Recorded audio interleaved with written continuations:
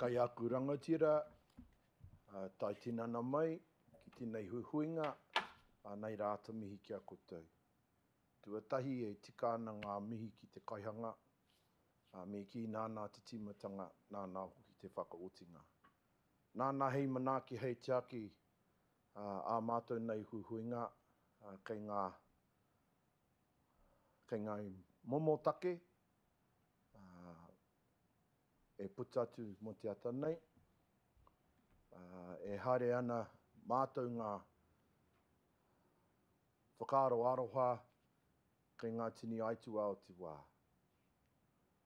Ko titihi ko te kuiaranga tiro o Ngāti Kikoperi no te whānau Royal, no te whānau Jameson. Nā reira taini, moi mai koe ki te taha o te ringaringa matau o te atua. Ko titihi anō, ko taku nei matua kēkē, Uncle Ben Leather, te hoa tāne o titihi o ngā kaunihera tuatahi o Kāpiti, Rangi Raukura Baker, moi mai e koro, hari oki oki ki te hau kāinga o ngā mātua tupuna, ki a rātou mā e tatari ana mō. Kei te kirimate, te whānau e pani ana otu ngā aroha ki a koutou, e raro i ngā kapua pauri. E raro i te whetū o puhu te kawa. Me ki kia piki te ora, kia piki te kaha, kia piki te māramatanga. A koutou te whakamininga, kua tai tinana mai, whakatau mai, hara mai. Hara mai koutou ki te puta atu o koutou nei take, e whakarongo ana mātou, te iwi kotahi o Ngāti Tōranga Tira, a tiati awa ki whakarongo tai ngā hapu o taki. Kei ngā pukinga mahi, kei ngā kaunihera, nui te aroha kia koutou e tūtaki anō mo tēnei huhuinga mō tātou. Mai ki whare roa, ki kuku tauaki, mai ki kuku tauaki, i Otaki, i Waitohu, a tēnei taku mihi nunui kia koutou.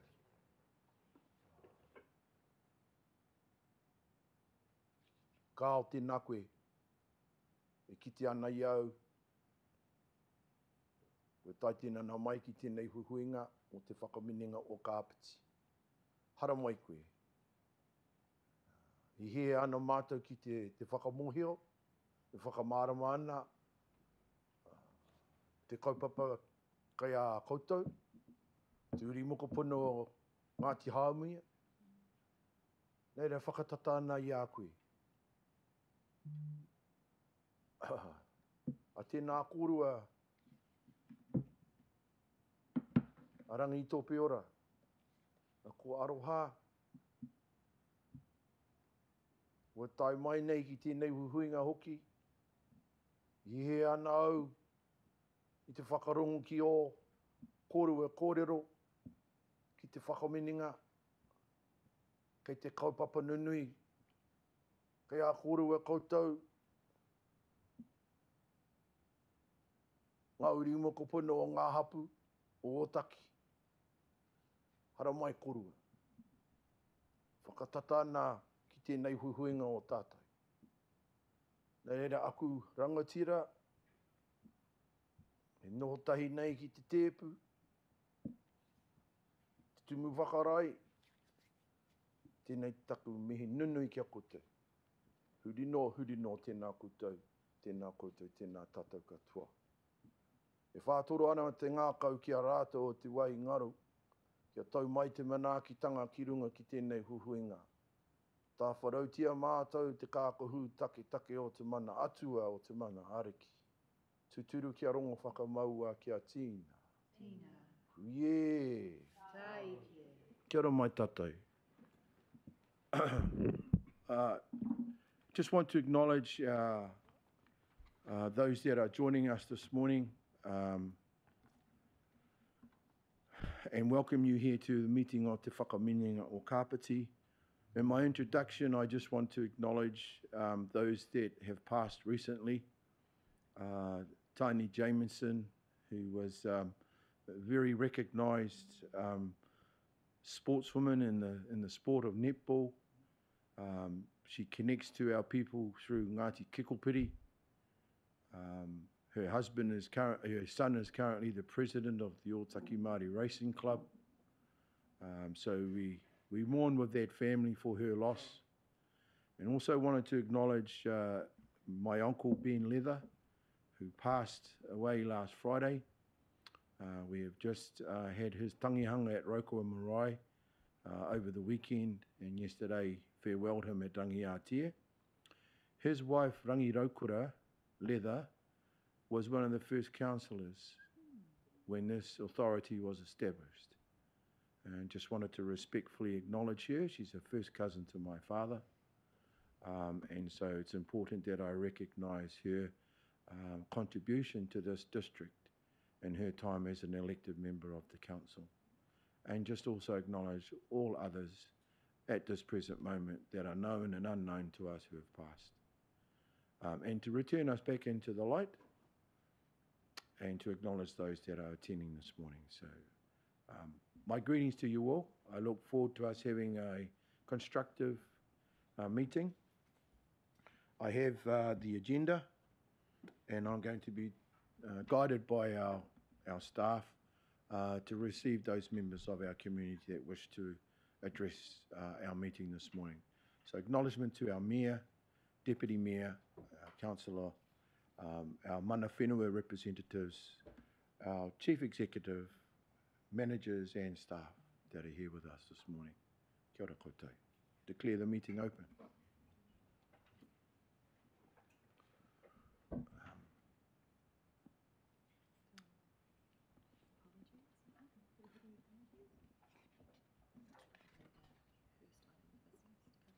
Just item 2, first of all, are there any apologies that we need to record? Kirsten Hapata.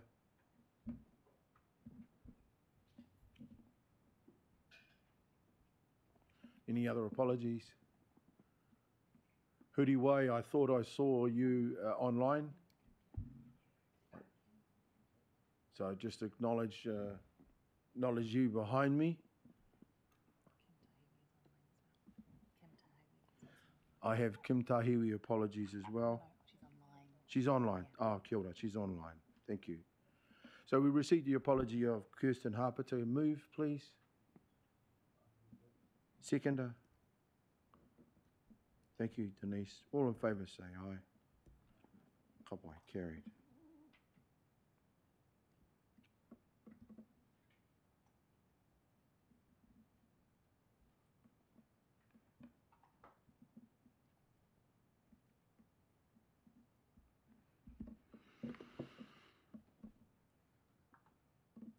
He wā kōrero ki te māria public speaking time, so I extend my invitation to those that are joining us this morning to come forward, please, and address the hui.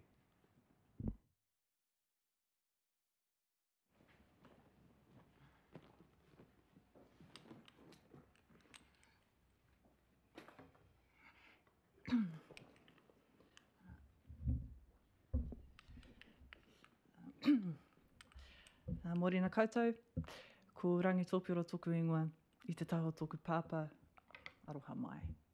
I'm a tad nervous. I te taho tōku māma, huri tēnei ngā hapu ōtaki. I'm accompanied here by Aroha Kona.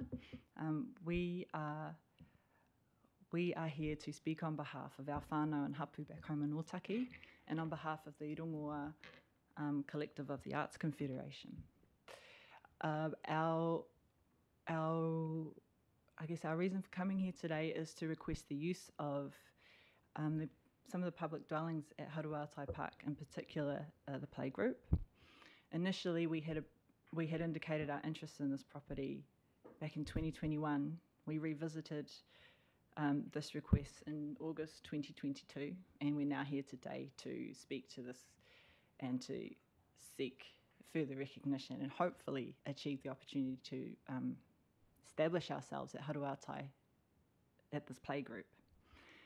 The Rongoa Arts Collective, our major cause or our dream, our aspiration is to establish rongoa Māori in every Māori whānau home with our people.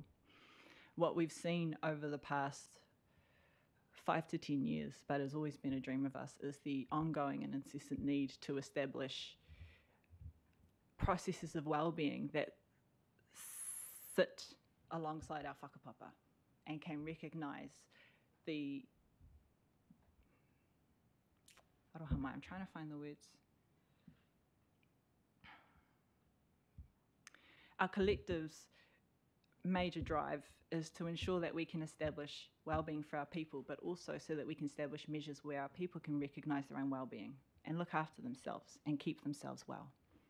Part of that process is re-establishing the mātauranga among our people, empowering them to recognise the connection they have to their whenua and to te taiao, and helping them understand how to establish and maintain mana-enhancing relationships with the natural environment around them. For Haruatai in particular, ngā hapu o Otaki have a very deep connection to that whenua. It maintains key pockets of biodiversity that hold kōrero, pūrākau and mātauranga for our people to keep us well. It was one of the original imprints of the ngahere of Otaki that used to be there. So back when my mother was growing up and when my grandmother was raising her family, she had 14 children. At the time, our whānau were faced with the threat of losing our land. All our money had to go towards the rates, all of it. So my nana couldn't afford to go to the doctors.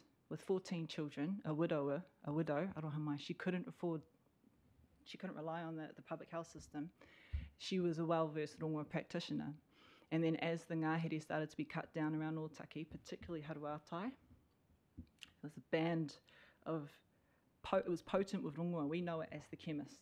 As that ngahere started to disappear, my grandmother started to build her knowledge and her mātauranga to incorporate foreign plants like dandelions, lavender. All of this became a part of keeping and building our whānau's immunity. The reason that Haruatai is such a key pocket there is because the ecosystem there has been able to incorporate both worlds. So there are native species at Haruatai that we can use to heal ourselves, that are living and growing among introduced species that are often seen from a conservational lens as being noxious or intrusive, but we can find healing abilities there. Both kinds of species are found at Haruatai. The other thing to Haruatai is that ngahere used to stretch from right down where the marae is, right along the spans of the stream and the creek that ran to there, and a lot of it's lost. But what it does hold is, and nestled in the middle there is the Anzac Cemetery, the Urupa. When that was cleared and our men were laid to rest there, naturally a ring of kawakawa started to grow. And that became the healing barrier. Normally you wouldn't gather rongoa around an urupa. It's not what we do. But we received tohu from the atua and from our tupuna that was okay because the kawakawa barrier grew naturally and allowed the wairua to maintain. So we could still harvest rongoa even though there was an urupa within the vicinity. What we've noticed over the last 5 years is the kind of the natural characters that give Haruatai its prosperity is starting to drop. Even though we've seen an increase in rainfall over the last season, it's one of the driest seasons Haruatai's had. So when I'm doing my weekly walks and I'm monitoring the rako and the rongoa around there, we're not seeing seedlings. The water's not as moist, and way back down in the back, towards the back of the chemist, the wetland is drying up, and we're not sure why. That's the first year this year I've seen that. It's quite scary. So whilst we've always maintained a presence there, we've always been at Haruata and we always will, it is now more important to establish our visibility there so that we can maintain a day-to-day ongoing monitoring process for that, for our taonga. Throughout the 2000s, my Ako Te Wāri gathered all of us kids together. At the time I was brought up in Auckland, so at the time my mum flew me down, and all of us kids, all my cousins, the local kohanga, we were all brought to Haruatai to replant out the whenua there. In particular, harakeke, koromiko, karamu. There are a couple mamaku trees that were established. There's some really beautiful kauri. There's a whole list. There's heaps. Tōtara, the tōtara stands amazing. Karamu. What we're seeing since then is we've planted it, we've been able to come and go, but we don't have the ongoing access to maintenance that some of the staff there do. And in doing so, in particular, the koromiko stand has dried up and died. We've had to re-establish them somewhere ourselves. There are 3 or 4 mamaku trees that have died that shouldn't have. They're old enough to survive. And within that, they've got everything within that ecosystem to establish themselves, but they've fallen over. There is also a stand of kawakawa that is at least, and this is right down the back behind the old, what do we call it? The annex. Yeah, the annex, the sanatorium. There's a stand of old kawakawa trees that one in particular I know of, my great-great-great-great-grandmother used to harvest from. So when my aunties got sick with cancer, I went to that rako and I pleaded with it for help because it knew my whānau. And I go there and I ask, you know us, you know my people, we're getting sick, please, will you help? So when I go back over the summer and I see the wetlands are dry and the seedlings aren't there where they're supposed to be, and the ground cover, we're losing the ground cover, I'm looking at not just at least the last 8 generations of knowledge and whakapapa is being depleted. Not only is that slipping away, but I'm also looking at the future. I'm looking at the next at least 3 to 4 generations.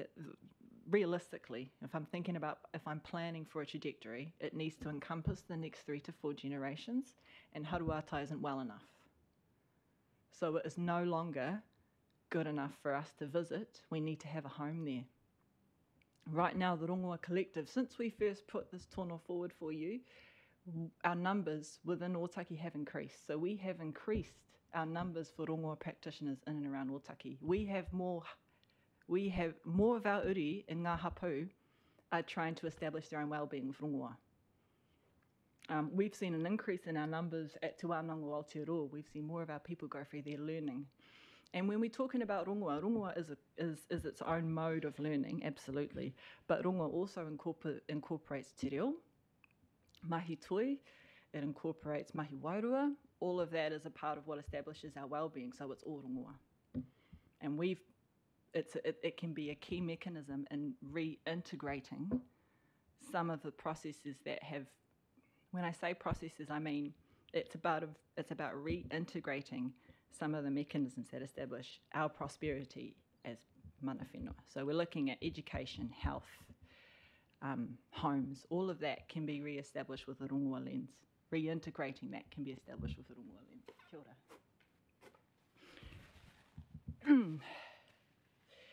So as the Rongoa Art Collective, we have a growing number of practitioners in Otaki. We have a growing lens and awareness to the environmental well-being in Otaki as a part of that. We also have the threat of intensification. Our people are scared about that. We've got the threat of climate change coming and our people are not prepared. And we are trying to use rongoa to help our people understand the natural world around them and to help our people empower themselves to keep themselves well and safe because risk is coming. And we're seeing that with with the weather issues like Cyclone Gabriel and da-da-da-da-da. All of these things heighten our people's awareness to their surroundings, and haruatai is key to helping our people build their own ability, their own autonomy to knowing their surroundings and understanding their well-being. And so we want a home there. And this is our, again, we want our home back there again, and this is our third time asking for it. And that place is empty.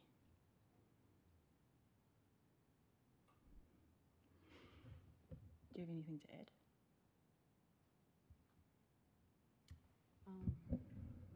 I suppose one of the biggest things I've learnt as a rongoa practitioner and while I was training was that what grows around us is there to heal us. So everything that we have in ōtaki is enough to suffice our to look after us now and in the future. But if we don't look after what taonga we do have, we won't be having it any longer. In haruatai, in the chemists that we're talking about in this ngahere, there were puna in there that were sacred to our iwi that are no longer there anymore. You go and walk around there and you can smell the paru in the creek. And that's not good for our whenua. How is that giving the sustenance and the life to the rākau that we need to heal ourselves? By allowing, us to have a presence there, we can not only do it for our whānau, but we can educate other people, and that's what we have been doing. That is our goal. Kia ora. I think, and also just to kind of finish off, we are already gathering, we're making rongoa, we're holding wānanga, we're holding kōrero, kōrero and wānanga with our kaumātua, we're doing that with our tamariki, we're doing it with our kids, we're doing that in our garages, in our backyards. We do it at the marae when we have time. We do it in the car parks. We'd really like a space to establish ourselves so that our people can come to us and we can start to rebuild a hub. And it's only natural that it should be at somewhere like Haruatai that used to be the central rongoa hub before we were colonised. I think that's it. Kia ora.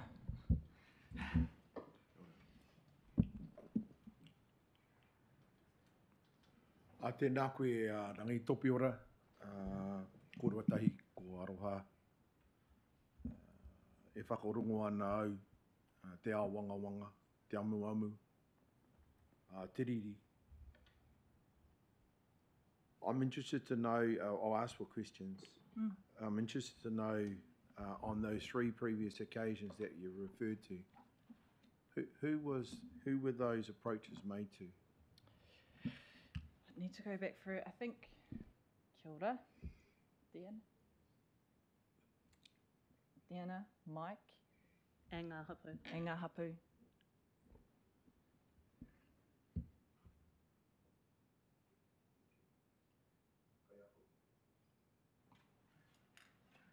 Yeah, kia ora. Thank you so much for sharing all that with us today. Kia ora. I can't help wondering whether the development and infrastructure that's occurred through ōtaki hasn't affected the natural flow of water. Lawrence was pointing out, I was wondering what it might be, and Lawrence was pointing out, the expressway and how that's kind of severed through.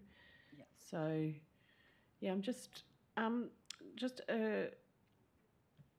I just wanted to confirm that what you're asking for today is use of the playgroup building. They're not using it anymore? It's empty. And our understanding is that it's been empty for some time and renovations were getting done.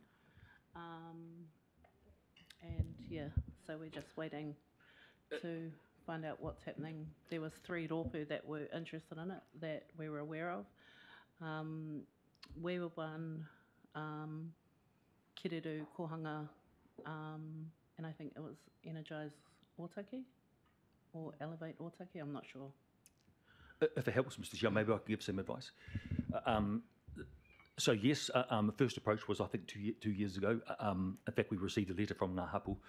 At that time, we had to strip some asbestos out of the building, so it did take us some time to actually get the building shipshape. You're quite right, Arohara is now shipshape, and in the next week or so, it's our intention to approach you to go through a little process to settle on the building. Yes, there is some interest in it, so we need to kind of go through a process. But we have heard what you have said today. Can I just assure you of that? But can I also say later on in the agenda, Mr. Chair, there is an item on reserve management plans, and one of the key. It's called reserve management plans. It sounds really boring, but it's actually about the whenua. It's actually about land, and one of the first things we want to discuss with this committee is our destination parks, of which Haruatai is one. And the reserve management plan is about how we manage that piece of the whenua. So, and the reason we're coming here is to speak with you and listen to you about how we might do that in partnership. So there are actually two items on the agenda today, Mr. Chair, that I think are relevant. The first is the building itself, and there is a process underway, and we'll be in touch with you shortly on that. And the second is actually about the overall management of the park, and perhaps that is even more important than the building itself, because I think it touches on some of the issues that you have so eloquently shared with us this morning. Kia ora, Mr. Chair, thank you. It sounds like, thanks for that, Mr. Mendonça. It sounds like it was well worth coming today to share all of that, to provide some context around and some history and some, some extra kind of meaning around the request that you've made to utilise this building. It reminds me a little bit of the Weavers' Whare, which is on the edge of Queen Elizabeth Park, and how wonderful it was to have that ropu there for decades. And they kind of established the kind of feeling and the spirit of that space. It's now been taken over by Waiata, who do children's music classes. Himiona Grace and Julia Truscott run it. So it's wonderful to have that kind of activity and that kind of kaupapa happening within our reserves. So, yeah, thanks for coming today. It's been really good. Mr. Chair, tēnā koutou, tēnā kōrua. We have a saying in Māoridom, kawe kore te kūngana mo tōna reka.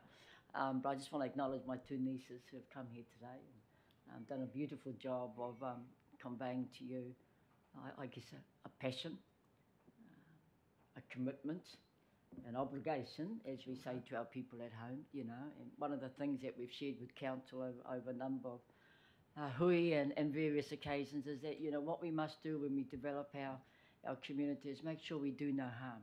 And we talk about doing no harm wherever we go and whatever those developments might be, however small or large they might be, but making sure that, our why is kept safe, it's looked after, and that we do no harm.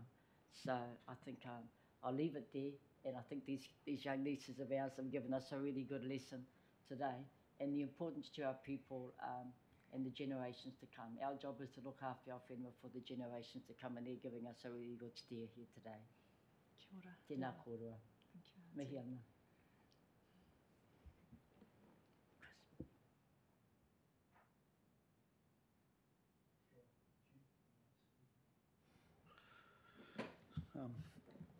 Ngā mihi e hini mā. When one speaks from their heart, like what you've done, not only is it beautiful, but it makes one understand exactly what you're trying to achieve. And from Te Aotearoa's point of view, I think we would love to tautoko your whakaaro and support you. And I also teach the art of whakairo, and I understand exactly what you're saying. And well done, Nini. Kia ora mai. Thank you. Huriwai and Kim, do you have any questions for clarification or comments you wish to add to our kōrero? Sorry, can you hear me? Firstly, thank you, Aroha and Rangi Topi Ora. Apologies, I can only actually see the backs of your heads, so that's who I'm saying. But firstly, thank you for bringing your tono to Te Whakaminenga For myself, it's the first time hearing about this particular kaupapa, and I think that it speaks to the heart of what local government is about insofar as promoting the cultural, social, and environmental well-beings of our people in the community, especially for whānau in Otaki and around Otaki. And I think my only sort of question that I had was, and I hope taken on board from what staff have said about looking at what the reserves parks mean, and then I'm assuming as part of that there'll be some options papers to look at what could be done to support. But if haruatai is not a viable or feasible option to go down for this particular kaupapa, is there a sort of plan B site or other sorts of options that have been discussed or canvassed or could be canvassed, or is this it has to be this site? No, there's only one haruatai. So there's only one place for us. And it's a haruatai. Kia ora. Thank you. That was it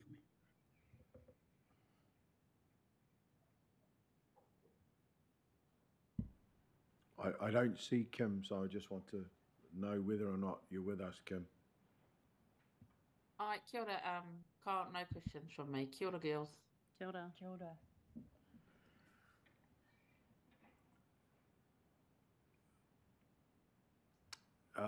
I want to conclude by saying that I understand from what's been shared that there has been some improvements to this property, that this property will be available to use. I understand that this will also link into another agenda item, which is going to ask mana whenua to consider how does council manage the relationships that they have regarding land, reserves, and in this case there's a property on this land. What I also think is important though is an outcome from your third request to consider the potential to secure this property is the reference that you've made to the tile. And I'm thinking of Caleb, and I'm thinking of Mahinarangi, and I'm thinking about the degraded status of the Mangapodi that you've referred to. And that's not new. We know it's probably one of the most polluted waterways in the Wellington region. I'm also very mindful of Koha Ora, which at the current moment is leased from Toitu Te Whenua by my whānau. And that's because it's under claim. And so when I'm hearing about haruatai and the need to activate a plan that looks after and supports our ngahere, and obviously then our hauora, it's in my mind that that site at Koha Ora, which you're all familiar with, at some point the expectation is that will be returned to the ownership of the iwi. And so I think it's important for Whakaminenga, for council to register the fact that we're talking about the Rokawa phase of this current inquiry that is going to look at the reclamation of land and property and the tile that originally we had responsibility for. So although this is one matter concerning a building and some land that that occupies that ngahere o Otaki, I'd like to think that today's meeting will recognise there are other conversations that we need to tie in to your petition to this meeting today on behalf of Rongoa Art Collective. And it is about the conversation that I think we need to have with our tile experts. We need to be aware of the Rokawa phase of the current inquiry and the expectation that two separate claimants are clearly signalling the intention to secure Koha Ora back in the ownership of our iwi, of our confederation.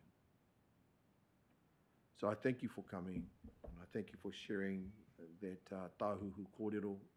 It's powerful. It needs to be told. It's now a record of your exchange with Te Whakaminenga. I apologise that you have had to petition for this 3 times, but I want to signal to you my confidence that we will progress this, and we will ask that this matter remains on the agenda for Te Whakaminenga o Kāpiti. Kia ora. Kia ora.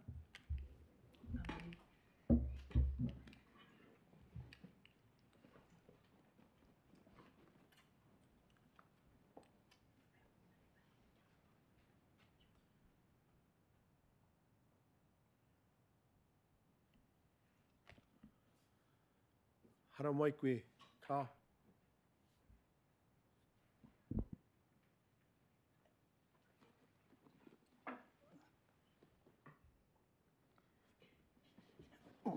Ko te mea tuatai, whakamoe mititia ki a tātou kaihanga. Ko ia te timata, te whakamutungo ngā mea katoa, no reere ki ai ki te mihi, anō hoki, o tātou tini aitua. Haere hoki atu I roto I te kōpua te whenua ki te taho hini nui te pō. No reere haere hoki atu. Me tautoko hoki te tiamana, te kōrero, e pā ana koro Ben, rawa ko raukura, e mohio ana ngā kaumātua rā, no reira mihi atu ki a rāua hoki, e tautoko ana tō kōrero. Nō hoki huri nō ki a koe, te tiamana, te kaipakahaere hoki, o tēnei huihuinga, mihi atu ki a kōrua, anō hoki mea over, mihi atu, ngā meme o te poari nei, o te Whakaminenga, Ngāti Tō, ngā hapu o Otaki, me tiatiawa ki whakarongotai, tēnā koutou katoa, huri nō, tēnā koutou, kia tautarangi Māori e tātou katoa. Kia ora.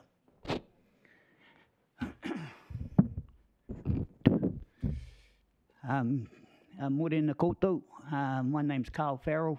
I come here wearing 2 hats in effect.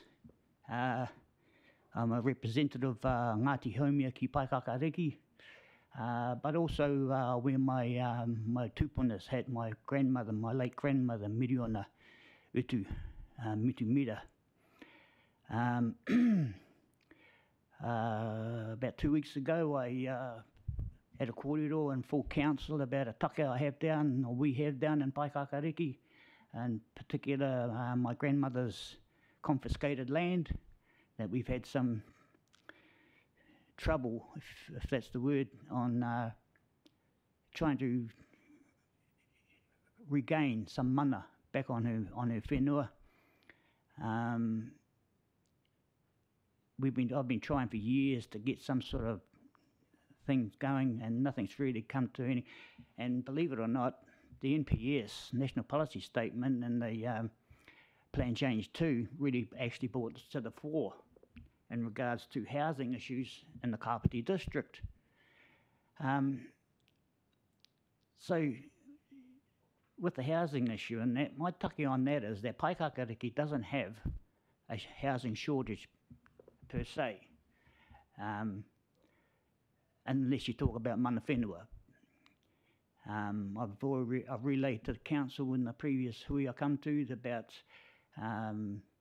30 odd years ago, there were 50, 60 haumia or tangata who whakapapa directly to Miriona. There's now 4, which is my wife, my daughter, my grandson and myself. And not too far distanced, will be dwindled down. Then I pass away, say, and then there were 3. I guess my point is that it's this process of alienation, if you like, and it won't be long unless we can get some sort of a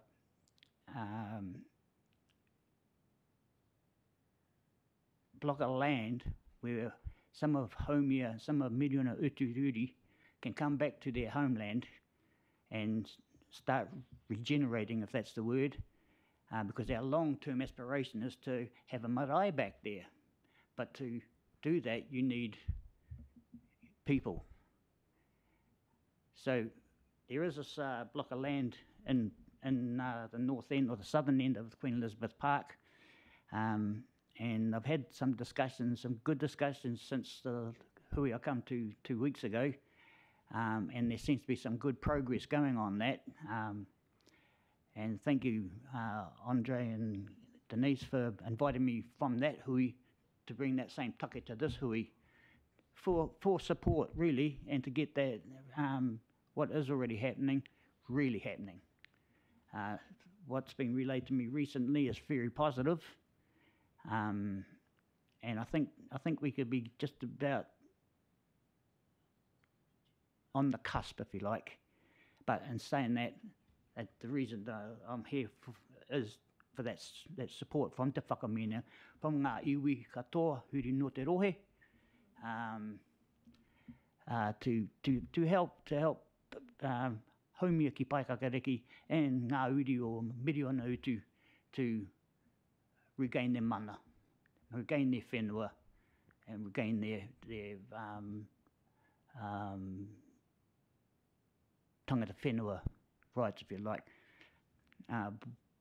Haumia ki Paikakariki have always been known. The ahi kā within the hapori rā or Paikakariki has been, was, still is. It's just dwindling because of the need for housing for Ngāti haumia ki Paikakariki, not the katoa, because I've relayed to other meetings that Paikakariki is barely a kilometre long and less than a half a kilometre wide.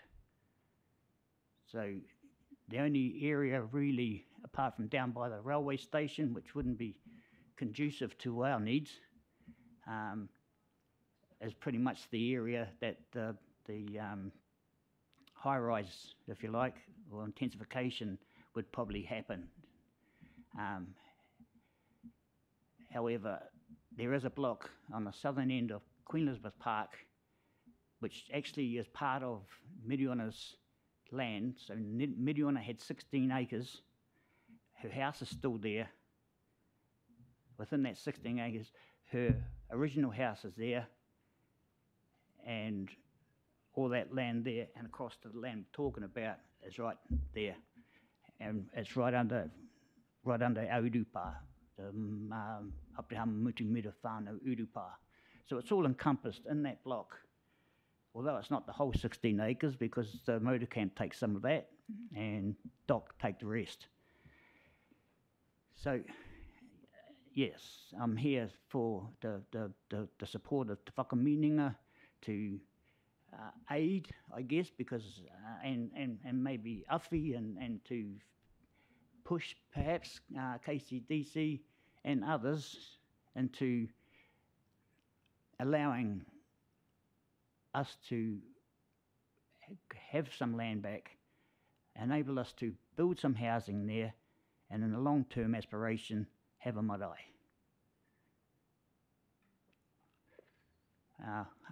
Kia ora koutou.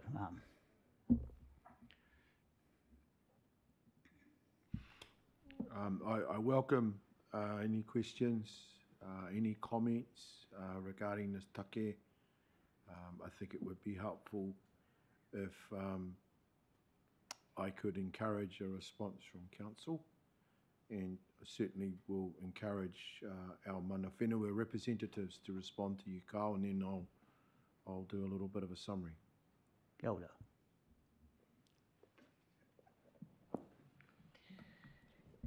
Kia ora, Carl. Thanks for coming today, and thanks for coming to speak to the whole council. I think it was last week or the week before as well. Certainly your message there was very positively received, and we've kind of made a commitment to support you any way we can. I know that our ward councillor, Sophie Hanford, who's sitting here today, has already been supporting you with some of this take along with council staff. So we look forward to supporting you as you progress. I know the community board have been right behind you for some years now, so we've got that resource as well. I'd like to acknowledge the previous work that's gone in securing at least one house in Paikakariki alongside Ngāti Toa, and also looking forward to progressing how Ngāti Haumi and Ngāti Toa sit alongside each other to progress work on the Wainui whenua land opportunity, as well as this land that sits with reparation, I guess, around previous confiscation, we'll call a spade, of land in Queen Elizabeth Park. So, yeah, we're certainly committed to sitting alongside and supporting you as much as we can. Kia ora, Janet.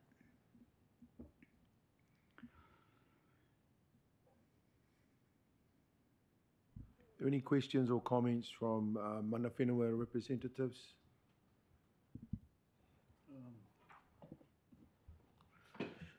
Chair, if I may just make kia ora e hoa. Look, I'm going to be extremely honest to you. I need to do some research and just to find out more about what you've stated. But in my heart tells me that te tautoko and to support you on behalf of our iwi at Whakarongotai. And but I would just like to just dig into it a bit more, just to sort of, because I'm just a bit vague on a few things, and that's all. I want to be honest about that. And the other thing is that Papakainga rings a bell in my head as well. I think that's something that would be a good direction. I love the idea of wanting to have a marae. Yeah, I think that would be beautiful too, but I know, and I'm not trying to say, I know you've been hard at it and I appreciate that, but yeah, I just need to know a bit more. But kia ora hoa, and thank you for your kōrero. Ngā mihi kui a koe. I'll give you my phone number. Ka pai, hoa, ka pai. Thank you. Kia ora. Through you, Mr. Chair, tēnā koe kao. Good to see you again. Yes, we did ask you to come here today and share your mamai, as our previous speakers have, regarding your whenua. I said that we'd be keen to talk with GWRC, and I'll probably invite KCDC that we perhaps have a conversation with GWRC. I think that was my response to you at the time, Carl. And I just want to clarify some things, because when you shared it with us at the council meeting, I think almost 2 weeks ago, just over 2 weeks ago, I think it was. Yeah, I think there was everyone in the room. Yeah, certainly felt like there is certainly an injustice in terms of Ngāti Haumi being almost limited to one household in Paikakariki, and there were 16 acres sitting out there on that whenua, and it offered you back 3 at the moment. 3 of those 16, and a house that's really uninhabitable at the moment. So it hardly seems fair. But I'd just like to invite council, I guess, Darren and Janet, that we arrange to have that discussion with GWRC and perhaps get a little bit more detail from you, Carl. So I'll give you my email and just to have it in writing from you. What you shared with us on the day, I realised you had a paper on the day to talk from. It'd be really good to have that so that we can sit down. And if we're available, we'd like to have you with us when we sit down and meet with GWRC. I think it's very important that we have you available and have you with us. So we'll give you some advance notice. Mr. Chair, that's what I'm going to suggest. We've got a meeting with council on Friday, and Councillor SLT, Senior Leader Team, on Friday. I think it's a starting point there, and then I'd like to advance it to GWRC with your cousin Hikitea, and see where we go from there. Tēnā tātou. Kia ora, Denise. Huriwai, Kim, do you have anything to add?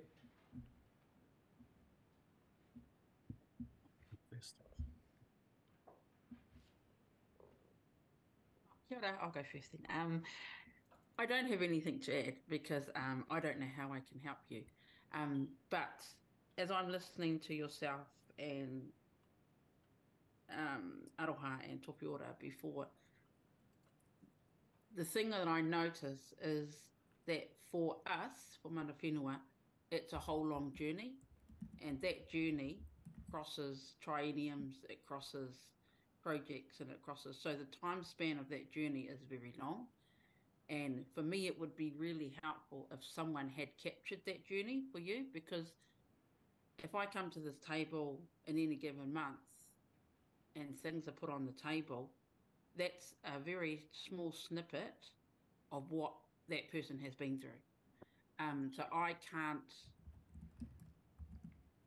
understand where you're coming from because I don't know your whole journey.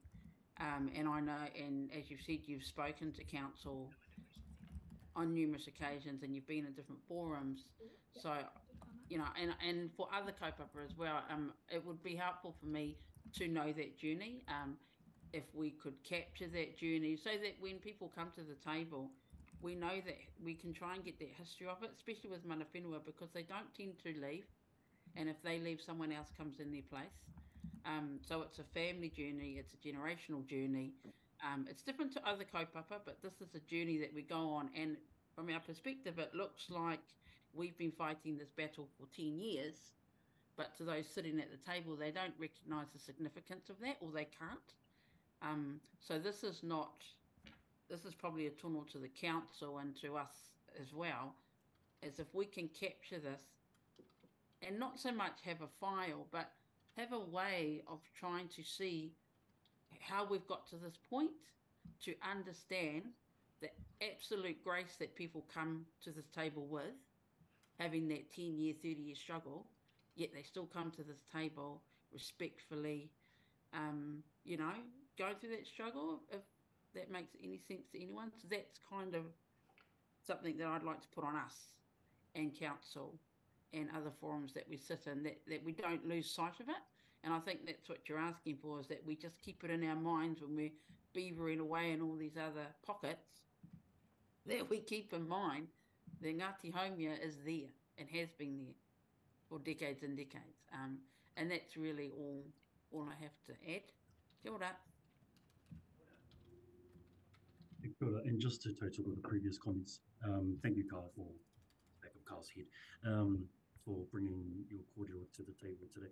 The only thing I would sort of add is I'm happy, as an action point, I'm happy because I work in central government and Māori housing. So from whilst the mahi that Kim was talking about around wanting to detail the journey of how things get to this point, I'm happy to support the kōrero. I think that Denise was going to set up maybe this Friday or another time that's convenient to you, just to kind of talk through what is available and from central government to support your kaupapa around papakainga.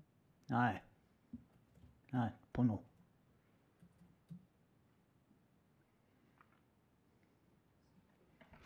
Through you, Mr. Chair. Just wanted to give a brief update to say that a few areas of KCDC operations have been working alongside Sophie and Carl and GW. So we have had agreement from GW to support pushing forward with DOC to secure a parcel of land for Budge House to hopefully be shifted to. GW have offered funding to support the shift and to also repair the house and ensure that it's got running facilities. So one thing, though, Denise, that would be fantastic as a next step is for all of us to get together to think about how we might collectively gain traction with DOC if we're all aligned to support that step forward. And so coming together to talk about where we've got to and what the next steps are would be a terrific thing to land from today, so that we can have collective action on this.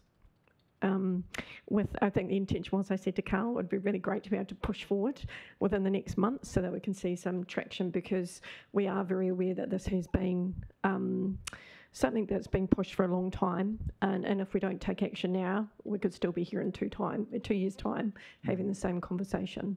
Thank you. Yeah, Chris. Thank you, everybody, for your helpful input. I can confirm with you, Carl, following your address with council 2 weeks ago, I have since spoken with the chair of Greater Wellington, Darren Ponta, and it was just to register the fact that Tatiawa ki Whakarongotai was aware of this take. I am to write back to him and to confirm with him our support for your request. But wider than that is really wanting to be very clear from an individual iwi perspective, what is the current status of the whole Wainui whenua block? Which means that we want to ensure that we understand the current status, the relationship, of course, that we have to have with Te Papa Atawhai, with Doc. And so what I've done is I have, we've mobilised our Pautaka Wainga Taio. Melanie McCormack will meet on Thursday with Paula Collins from Ngāti Toa. And that's so that we're satisfied at a governance level. We've got those professional Taio consultants talking to each other and talking to kāwanatanga about the actual status of that land. And we need to understand what expectations, for example, does Te Papa Atawhai have moving forward? How does that align or not align to Ngāti Haumia? How does that align or not align to your whānau aspirations, your moemoeā? So I want to report to you that we will direct our consultants to go ahead and meet so we can actually secure an independent assessment of where things are at. I'm reporting to you into this meeting that I've had direct communication by phone with Darren Ponta, the Chair of Greater Wellington, and we've registered our support for your request. Beyond that, we really do want to understand what is the current status of the wider land interests that attach to Wainui whenua. So in alignment with what has been said today, the meeting, I think, needs to be able to record your initial approach in recent times to Council, your approach today to Te Whakaminenga. I would ask that staff perhaps liaise with you so that you're comfortable with how we record this kōrero today. I'm always conscious of the fact that we are relying on second or third parties to record the kōrero. With your permission, with your authority, I think you should be satisfied that you have been to Council, you've now been to Te Whakaminenga. That means that there is, in fact, a record being created. What I'm insistent on is that we record an accurate note, if you like, in time of you coming and raising this matter with us, whether it's through Council or through Te Whakaminenga. So can I ask that we follow up with that so that, I guess, the record, which will become a minute of this meeting, is as accurate as it needs to be, and I will leave it to your discretion to determine what information you're willing to share, because I'm very respectful of the fact that we're talking about whānau land here, personal matters of significance to you as a whānau. So I'm looking forward to that being recorded accurately, recorded in a manner that's respectful to you and your whānau, to Ngāti Haumia. And lastly, I support us coming together. Perhaps it even means a site visit beyond the whenua to have this kōrero. Yeah.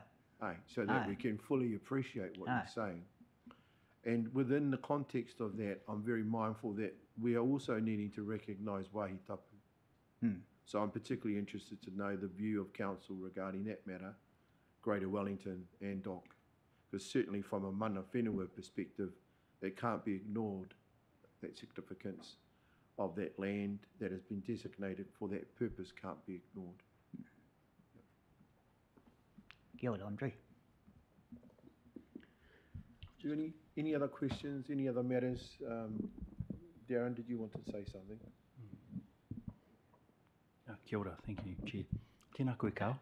Good to see you. So Carl and I met about 6 weeks ago. It's really an observation as to how how matters of importance can be lost in the bureaucracy that is local government and central government. But what is heartening is how we have progressed in a short period of time as to where we are today. So the commitment from the collective is that we continue to activate and treat this as a priority, and we will work closely with you to ensure that we're able to continue this kaupapa. Thanks, Carl. Kia ora, ngā mihi te.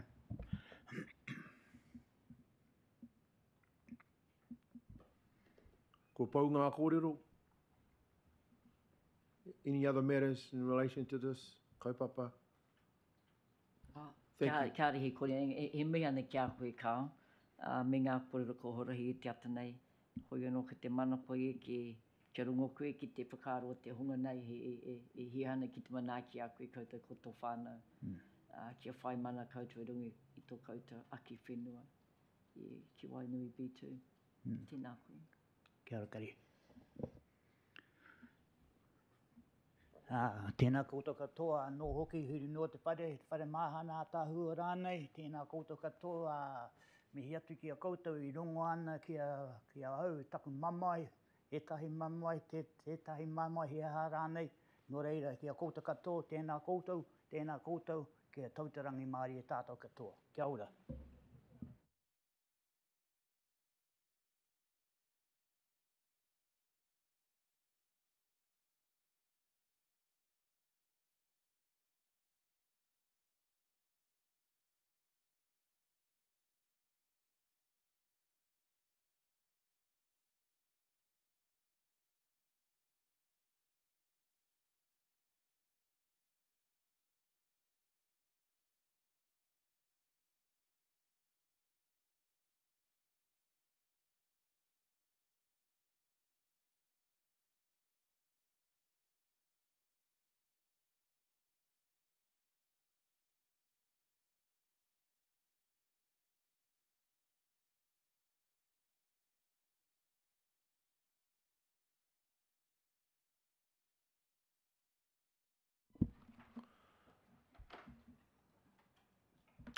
Thank you everybody for your input. I'm particularly grateful for our response to that kaupapa this morning, in fact both.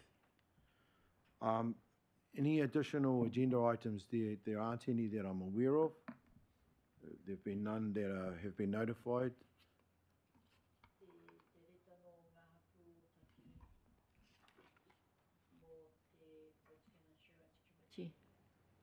Recommended nomination.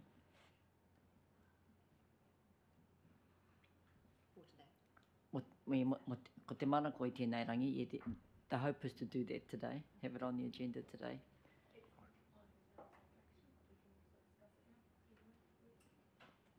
Okay, ka pai. Tēnā koutou.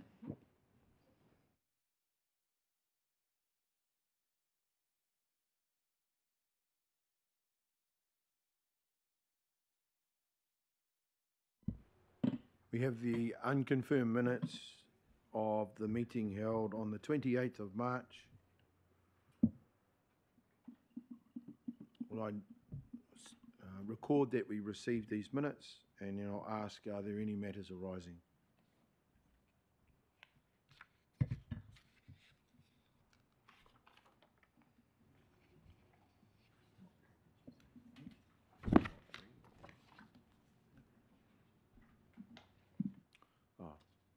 Do you have a...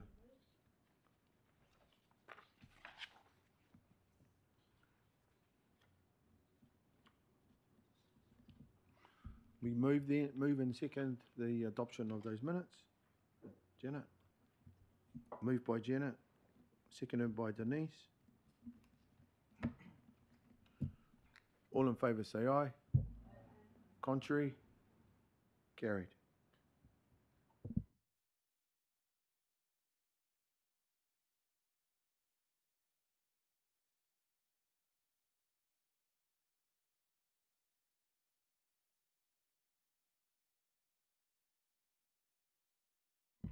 And just to note that obviously what we want to do is ensure that there are matters obviously that are contained within the minutes of the previous meeting that then become an ongoing agenda item or matters that we need to include in today's rarangitake?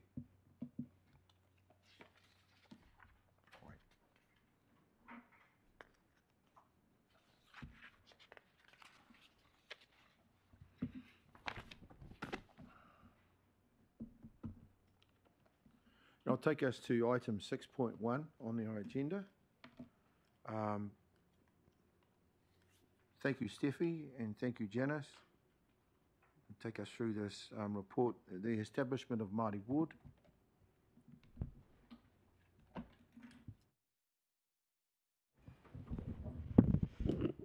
Kia ora koutou.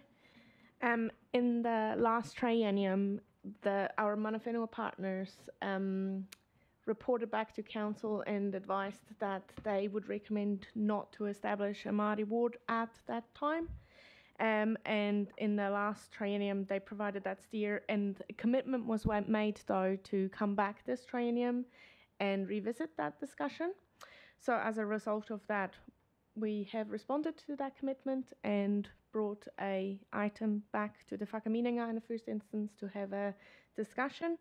At the last Whakaminenga meeting, we provided an update, and now we've provided a report. The reason that we are bringing it to this meeting is also because earlier in the year there was a bill that was brought to Parliament, and that bill required for any council that hadn't established a Māori ward to consider this year to whether or not to establish a Māori ward.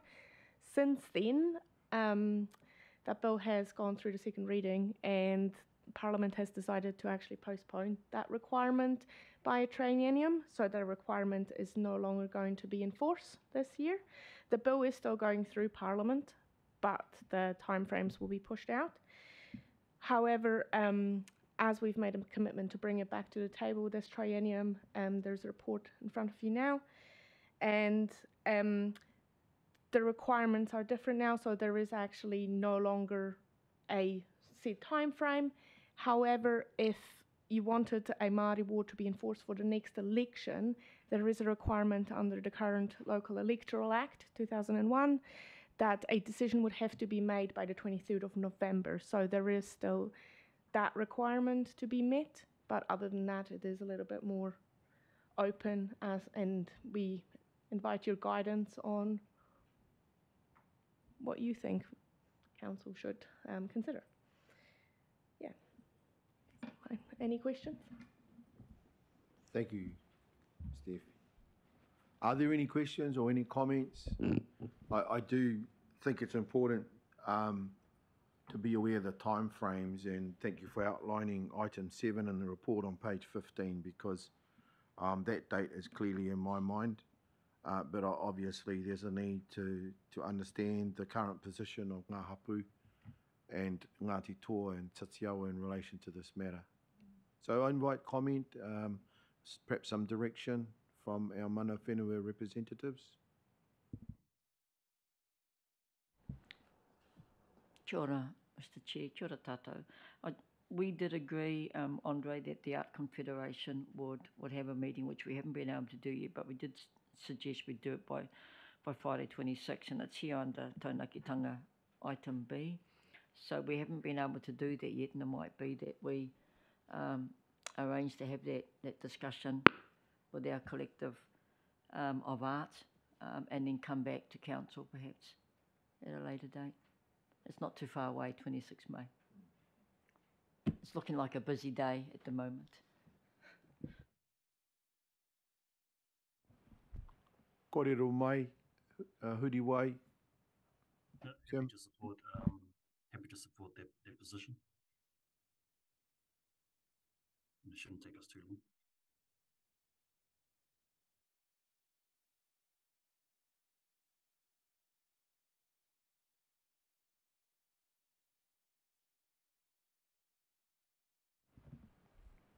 Do you have any comment to make, Kim, Chris? Kia ora, just tautoko, just to have that meeting and have the discussion about what it means, how it impacts. probably a technical discussion that I could take offline, but it's just about what that position means, and is there room for how it operates to change. But that's probably more of a policy legislative thing, so more of a technical question. Thank you, that's helpful. So what I do want to clarify though is the recommendations do in fact recognise what we're proposing today, and that is that we would endeavour to meet. Can I then ask for some advice or direction regarding items B1.1, 1.2, 1.3, which effectively provides some direction to us in terms of what we may meet and what we may discuss as part of this paper. So do those three items register in a manner that will help give us some direction in terms of Art Confederation meeting? And of course there may be other matters that I know we will want to discuss beyond those that are written in the paper today, because I think it's important that this meeting is clear about the direction we wish to take as a confederation, and I suspect it will be helpful for council to know if or not those particular items 1, 2 and 3 will form part of our consultative process.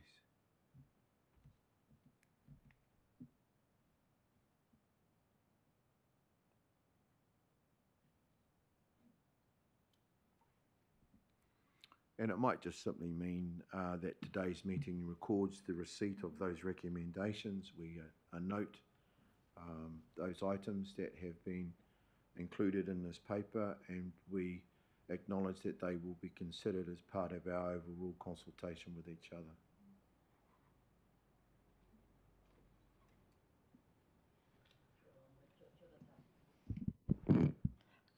I think that would be helpful. If I think about when it last came before the community, before the council, and people were asked to give a response and vote on it, and it was, I'm not sure what the outcome was. But the outcome was that we didn't agree, but I wasn't sure what the percentage of that was across the community. But we did also have some discussions at the time about the proposed ward changes, not just the Māori ward, it was proposed ward changes for Te Horo, Pika Pika, Wainui, Ōtake, so it's quite a substantial change. So it'd be really good to have that information too, I think, when we go back to Art, Andre, to have all of that information before us to share that, because it's all part of the same process, as I understand. Correct, it's all part of this series of representation review related activities. So the consideration of a Māori ward is a distinct part of a longer process, and certainly an implication of deciding to implement a Māori ward is that you then go back into a representation review process. And we are happy to provide any additional information that you require to facilitate your conversation on this topic. So please do just let us know if there's material that we can offer up.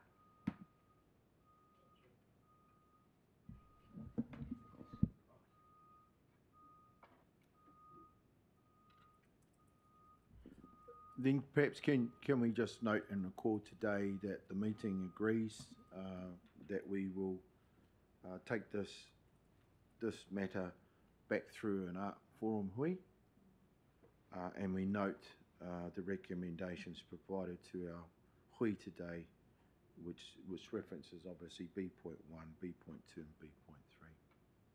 We comfortable to move and second that, please?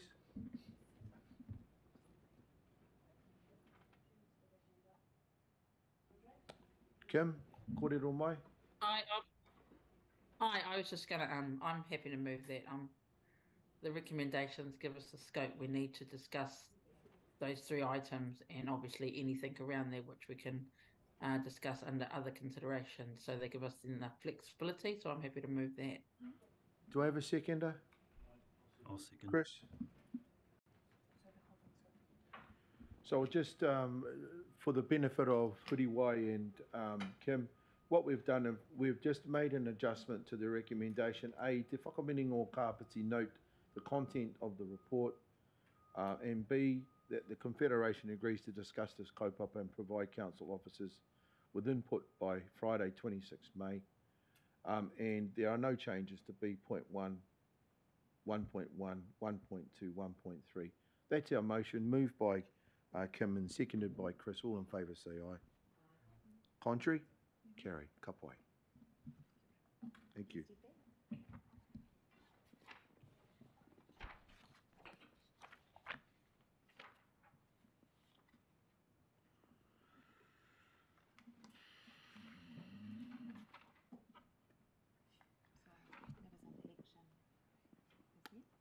Matters under action 7.1. Thank you, Kate, and thank you, Janice. You'll take us through this. Not sure that Kate was expecting to take us through it, but that's simple. Yeah. Steffi might be doing it. Yeah. So Steffi will come back. Oh, yeah.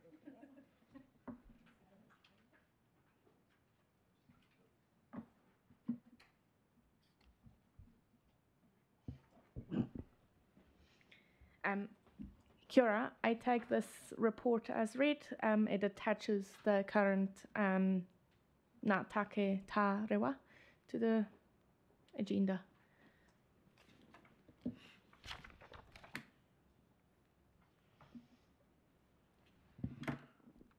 Is there any update, any further information that we need to generate a note for this?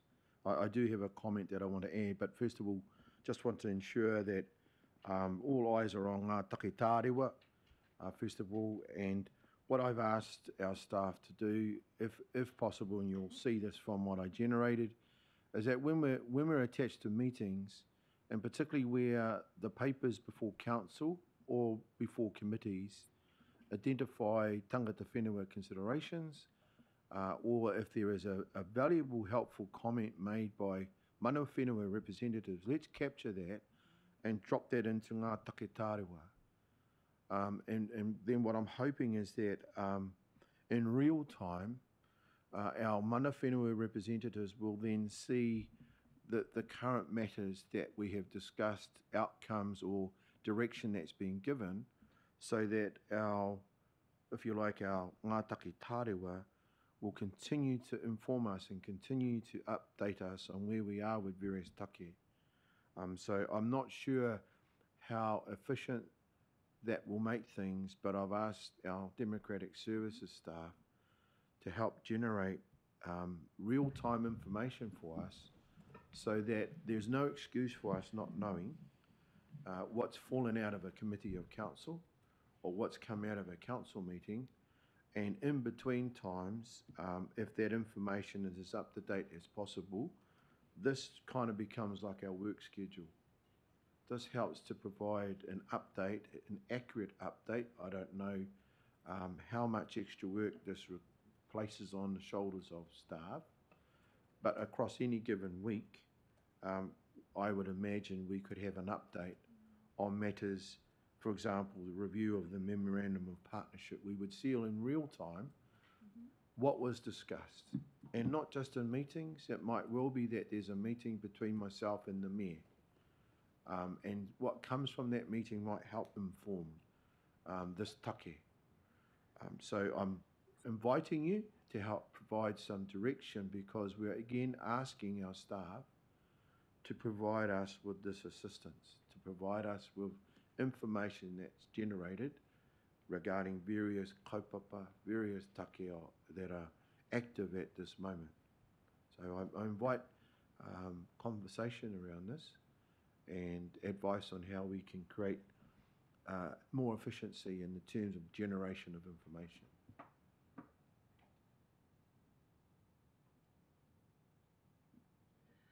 Yeah, I don't know if my comment is providing more efficiency or more complication, actually. But we have in our elected members' bulletins a list of submissions to central government coming up. And I wondered if it would be useful for a similar list to be generated for this committee, just to provide a transparent way that we can have an overview of those submissions where there is time for iwi input, because time and time again the timeframes are too tight. We don't manage to go back and forth.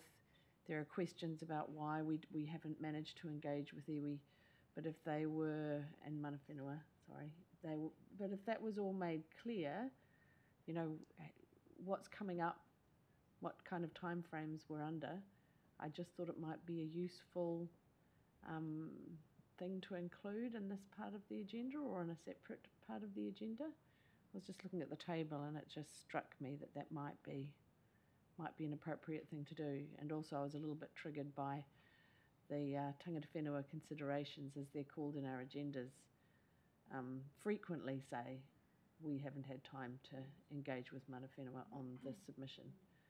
So to have somewhere where they're kind of all in one place might be useful.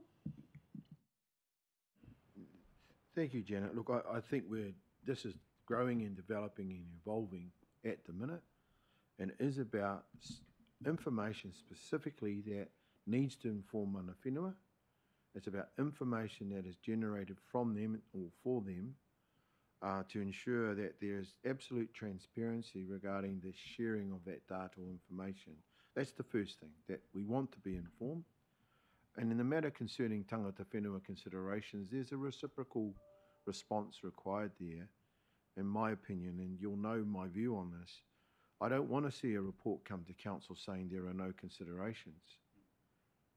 I want to see us saying something, even if it's saying we agree. And so I'm not being critical of the council or the staff.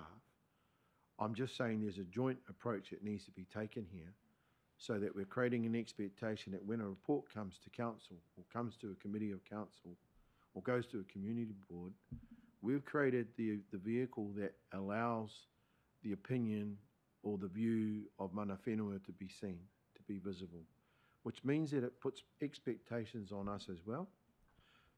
But in order to get our response, we need to know what we need to consider. We actually need to know what is it that we're being asked to respond to. So it's just finding a mechanism that will trigger that from both sides. And for the moment, it seemed to me that if we'd started to develop this could be a way that we provide a sharing of information. But again, I'm open to the meeting helping to provide guidance and direction here.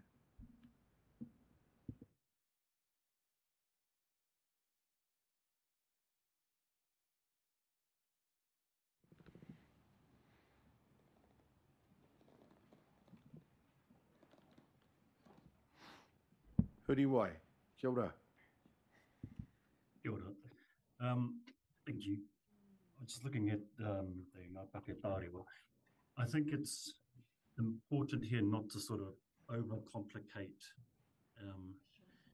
the amount of outcomes that this particular document can achieve. I think just my sort of concern is that if we make it, you know, too many things like an action list and an engagement tracker and a sort of bulletin board, it's going to get lost in the sort of just administering that document. I think I do agree that there has to be some efficient way, not only for council staff and for us as mana whenua to be able to sort of see what's coming up, whether in terms of a process that might be a case of when, I'm assuming through the CE's office, when they commission the staff to provide a report to council, there must be some sort of commissioning template that sort of says that please describe in a blurb form what exactly is this report or what is it that you're trying to achieve, and then just sort of copy and paste that information into that sort of, I guess, what's coming up document.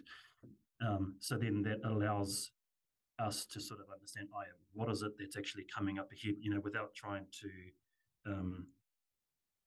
get into the information too late in the process, which is like what you were saying, what's been happening a lot lately. So I think that there's a certain process issues that can be fit here that I think we can push for. I think in terms of a sort of maybe a operational policy matter is if in that commissioning the document does say, whether the author has to, what am I trying to say? If the author has to very much consider what the role is for mana whenua inside of that report, to then make sure that it comes to Te Whakaminenga first, or find some way, if it is through that document, to sort of be able to raise that kōrero with us. Because I do agree that is that for us as mana whenua, because we are so across all the topics, necessarily because we care much about this community as much as everyone else, I don't agree that there can be, there'd have to be a very small set of scenarios where mana whenua are not interested or do not need to be considered in a report to council. However, I do note, of course, that timeframes are what they are. Sometimes an urgent matter has to go through, but I do think that there are ways, such as through the commissioning model that occurs, I'm assuming, from the CE's office, that we can be made aware of these things earlier rather than later, and then be able to be part of that, or make our feedback and our kōrero fit in earlier into the briefing when it's getting drafted.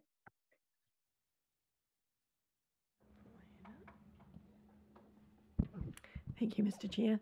I just wanted to note that from a submission on reforms and change across central government and other forum, we have just begun in working with our iwi partnerships team to send out regular updates on what's coming in.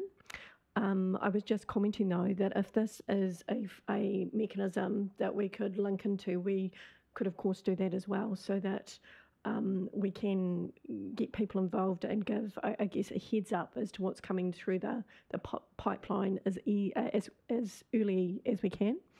But that would be for the purpose of also discussing where mana whenua feel they'd like to provide input to the submission, or that there may be places where separate submissions may occur. So we're open to working in with what works for this forum as well. Yeah, and I think in terms of sort of just designing our own work program so that it's a more logical flow, so that's easier for everyone to identify what are the priorities that we as Te Whakaminenga are pushing for, just to help support that stuff. Otherwise, it may just seem an idea of, if it's tagged something that might need mana whenua consideration, then everything will go up. But I think if we can frame it in a way to say that this is our work program, these are our strategic priorities for this term, then that should help drive what should come up, earlier rather than later, as something that we need to discuss multiple times versus what can just sort of come up as an FYI.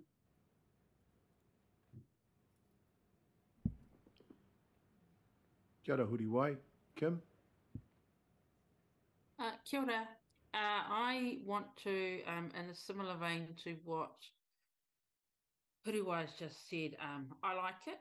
I like it for a work plan because it's very clear. I'm undecided how the correct information is going to get in there, but that's a process thing that we'll have to work through. But in a similar vein, I don't want it to be overloaded, otherwise it will lose its usefulness. And if we start putting everything through there, and if we start thinking this is the conduit by which we get mana whenua input, I don't think it's going to work, because it will be the easy go-to. Okay, we'll chuck it in that list for TWOC, and then it will be overload, and then we'll get the same scenario where it's not dealt to efficiently or in a timely manner. There's a lot of things around this that I think need to be done to support it. For instance, one example that pops in my head is DEM services having an induction into how our process works back at the marae, back at our home offices, and the length of time that takes. That could also be extended to the SLT to just understand from, if I think about a simple example, say a report's coming on the table, they have their timelines, and they have the people they can go to for technical expertise, and it all fits into this little time frame that you have. However, our time frames are much different, our processes are much different, and our time frames generally need longer. So if someone in council is preparing a report, they know, if they've been through, if they're understanding of our process, they know, actually, I need to get a quick summary to them now. Then I need to formulate our plan, but I also need to have some information to mana whenua so that they can start to go through their process, which is likely going to take longer than ours.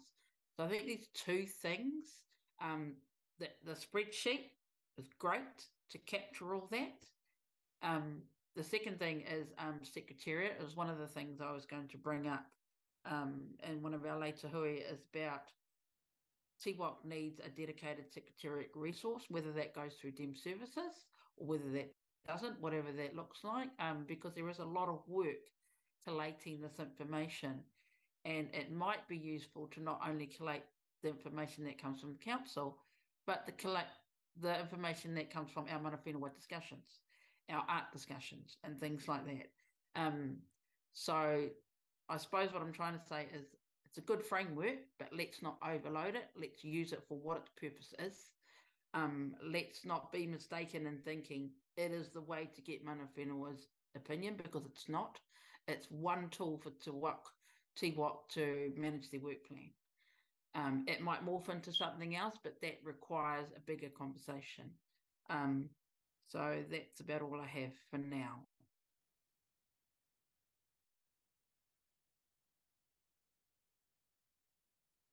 Kia ora, tēnā tātou, tēnā koe, Kim. One of the, about 2 months ago, we took TWOC and mana whenua, ngā hapū, our collective partners of art, discussed the matter that, often we need to put items on the agenda and often lead the agenda. Yeah. And it doesn't mean that we don't discuss the urgent matters that council would like to be discussing with us. But I can see there's a number of things that we haven't got on the agenda here that are also important to mana whenua at the moment, and we need to do that. And quite often, we've also talked about having maybe the first hour, the first half hour of the day just for mana whenua. Yeah, it's difficult for us to come together on sometimes, just in the nature of our diaries and our appointments. I'm online with someone else while I'm sitting here at the moment for what we're doing at Te Wānanga. So I think that's something we've shared, and it's something we might caucus about on the 26th of May. Andre and add it to our list, but it was just that. And because our own iwi have things to bring to the table. And so quite often we need to be able to bring that to the table too before we have a discussion with council about it. And quite often this is the forum that allows us to come together in good time frames. Tēnā tātou.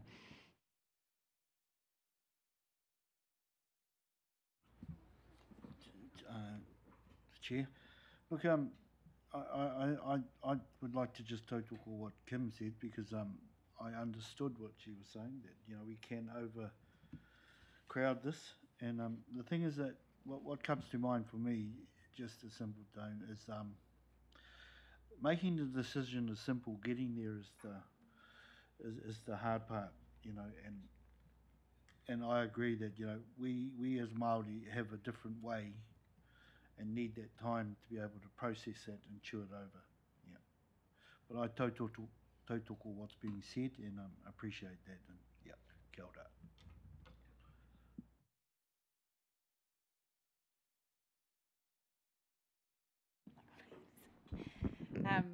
I just said to the chair that if I misspeak, he's allowed to kick me under the table, which is not the most auspicious way to preface my comments, I guess. But I want to test back with you what I've heard today, and to acknowledge a couple of specific points that have been made to ensure that at a staff level we can progress between now and the next meeting to get things working more effectively and efficiently than they have now. So first of all, I want to acknowledge the comments around mana whenua and the members of Te Whakaminenga having the opportunity to set clear direction for what for what is important for this forum to consider. I think if I reflect also on either conversations that I've heard at previous Te Whakaminenga meetings or points that I've seen reflected in the minutes for meetings that I haven't been at, there has also been an acknowledgement of the need to better explore opportunities collectively via an art forum for matters that might not be a priority for Te Whakaminenga itself. So I think what I've heard today is that it would be, that it is important for us to be able to set, work with you to ensure that clear direction can be set for staff as part of what Huriwai referred to as the commissioning process around which matters we will be engaging directly with each one or more of the iwi on. That is fairly clear. That is most things these days. Which matters are likely or which matters would benefit from some conversation, collective conversation at an art forum style approach, and then which matters are of significance to Te Whakaminenga that might also go there. So for some things it might end up being a journey of conversation via different fora. So we would welcome your direction on those points so that we can frame the expectations for council report writers going forward. And I will take an action to work with the chair offline to figure out how we get to the point of having that direction. I want to acknowledge the comments around secretariat support. That mirrors conversations that we've been having within the organisation around, at the moment, we don't have the capability needed to provide the right kind of secretariat support for Te Whakaminenga. I note that there's a question mark around whether it should sit within council or whether there are other options, and I'm very pleased to pursue that conversation with mana whenua to understand what good support, good secretariat support would look like so that we can get on with making sure that it's in place. And we should start that conversation as soon as you are ready. I think the other piece that I've heard today is a request for more forward visibility of what will be coming to this committee. So I guess in recognition that part of that will be direction that Te Whakaminenga sets for what it wants to come, but also matters that staff might put forward. I would like to suggest that we could develop a forward agenda program of some kind for this committee if you were interested in that, so that you can maintain I guess a forward view of what matters are proposed to be considered over the space of the next few months, and of course give you the opportunity to signal that there are other more pressing priorities that you would like to take precedence. So I'm interested in a view on whether or not that's captured the most pressing issues from that corridor, and whether you're happy if we work with you to get those measures in place.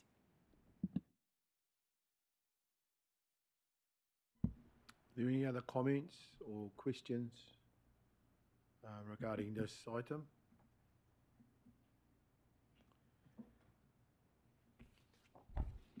Through you, Mr. Chair. I just wanted to make an observation, if I could. I'm just very happy, I guess. Well, it's not quite the right word I wanted to use, but to see the building that's going on in this space, this trinium. And it's great having everybody here at the table, but also the constructiveness, if that's actually a word, with regards to how we are moving forward as a district in this space.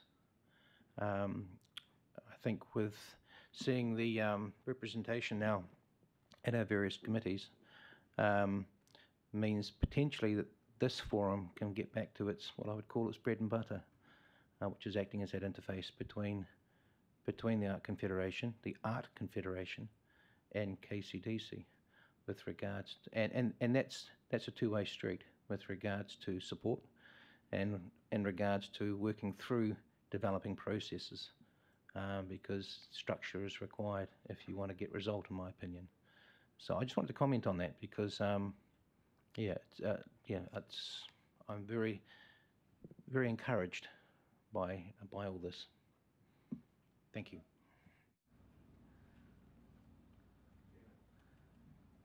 Yeah, thanks for that, Martin. I do appreciate. I do agree with some of what you said, most of what you said actually. I don't know if this committee though should be limited to what we see as its bread and butter. I think there's a scope for some, and we've seen that in the past few meetings, some scope for some very in-depth and useful and meaningful kōrero around a whole lot of different things that are going on within this forum. So I just wanted to pass on a comment that the Deputy Mayor just made to me, that we are just about to have a new group manager, and presumably an important feature of that role and part of that role will be helping to manage this work program and the interface between council and and also the priorities and work program for this committee. So we're really looking forward to having that extra resource, and we'll be interested to hear their feedback on this and what's been said today.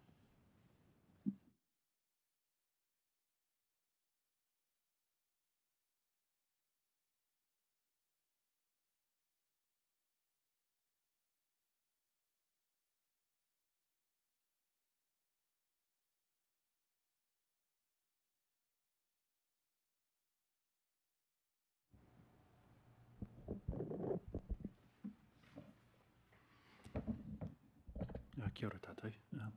Thank you, Chair. Just to tautoko the Mayor's comments and to provide the committee with a brief update in relation to the recruitment process that we're going through for our new group manager.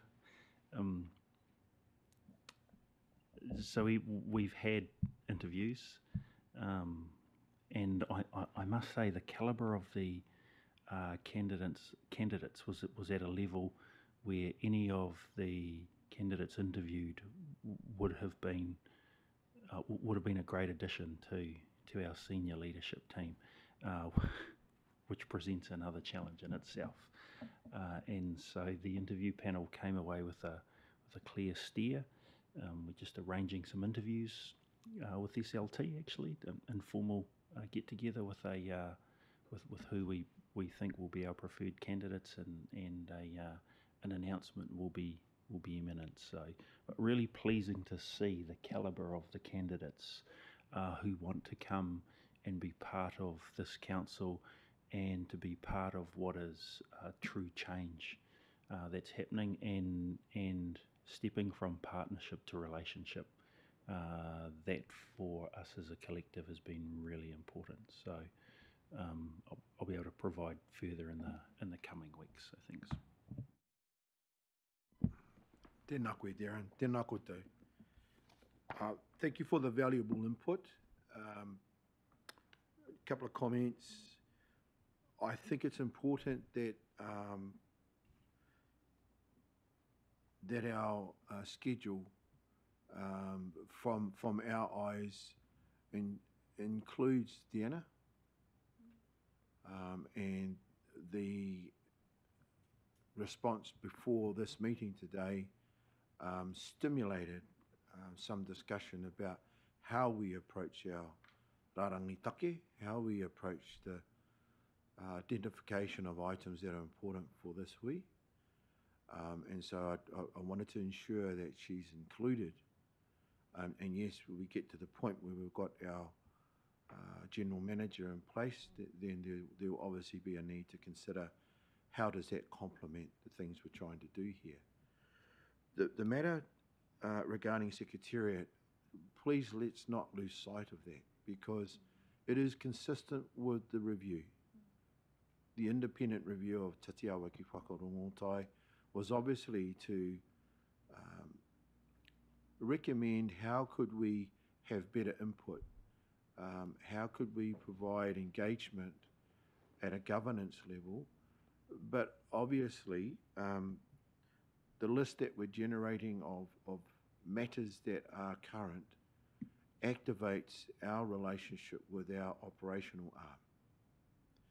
And so I'm now satisfied that when we receive the agenda and the reports, recommendations for the various meetings of council, committees, Whakaminenga, it immediately triggers a response from our consultants, and I'm talking respectfully of Te Tiawa ki Whakarongotai.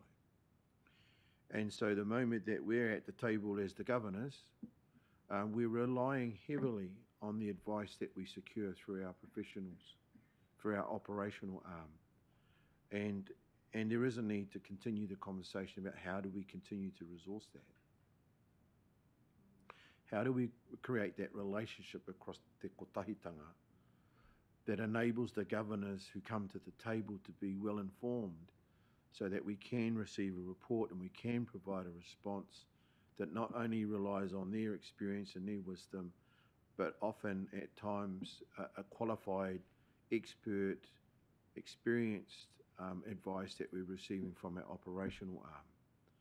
And so prior to this morning's meeting, both Chris and I have been advised by our consultants where they think we stand on a number of matters that are included in today's agenda. So I just want to ensure that there's a clear understanding about the need to look at how do we continue to create that important relationship between the rangatira that sit here in a governance capacity with our elected members and those that we're relying on from an operational perspective to provide good, qualified professional advice to us. So there is somewhat a separation, I suspect, in terms of our operational arm having direct communication without the need to consult necessarily with our rangatira, with our staff. And we're encouraging that from a Tatiawa perspective. We want that to be a healthy relationship. We want that to be, managed by them, not managed by us. What we're relying upon is the value of that interaction, generating advice, making sure that we're informed when we come to the table of the council. So that's just another comment that I want to add to this conversation. But I'm comfortable that we're talking about how do we create more efficiency? How do we reflect that relationship that we know we're needing to create, that we're needing to develop, so that we're as best informed as we can be when we come to the table as mana whenua to engage with this council. Having said that, I'll seek some direction whether we are needing to update any of the items that are on our schedule from 3 through to 10. There's some closed actions, which is good to see.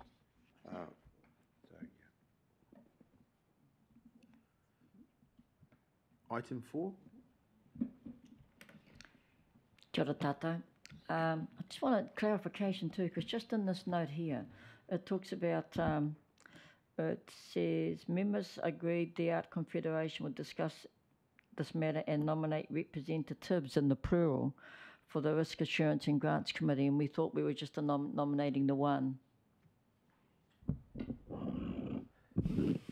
So in terms of multiple nominees, it's one to Risk and Assurance, and then the others are to the Grants Allocation committees. So that's why it's plural. Yeah.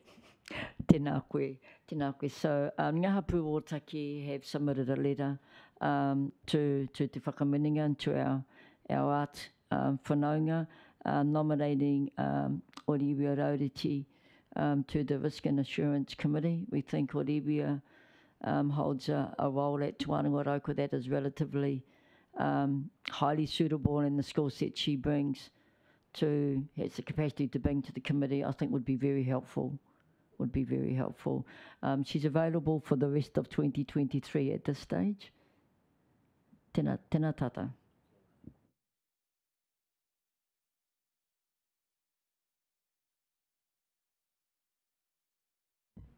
Are there any other comments regarding item 4? Sorry, can I just clarify?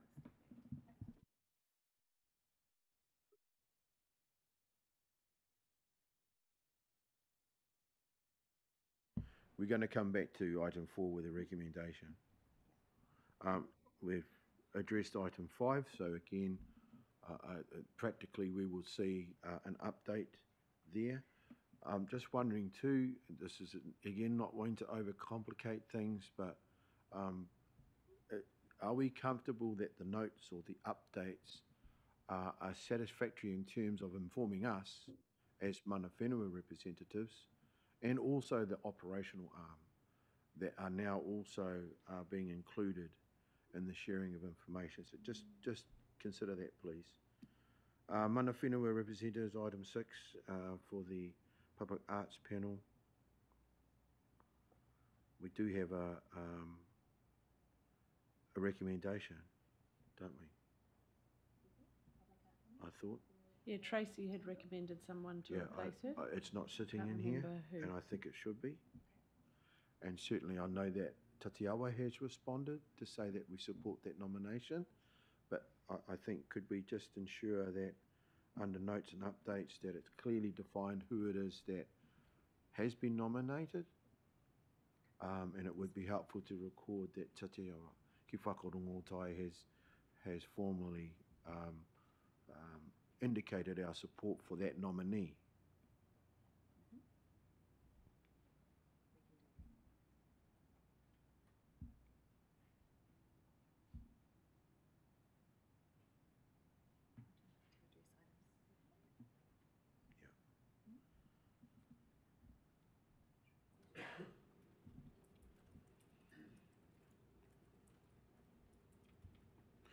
Item 7, I'm sure that our mana whenua representatives are aware of the information that has been generated by our Rongoa Art Collective regarding the maramataka. And I'm going to ask Janice just to, I guess, provide further advice and perhaps direction on this particular matter. Thank you, through you, Mr. Chair. If you have all seen the correspondence, you will be aware that there has been an ongoing conversation around the approach to take for producing this year's maramataka.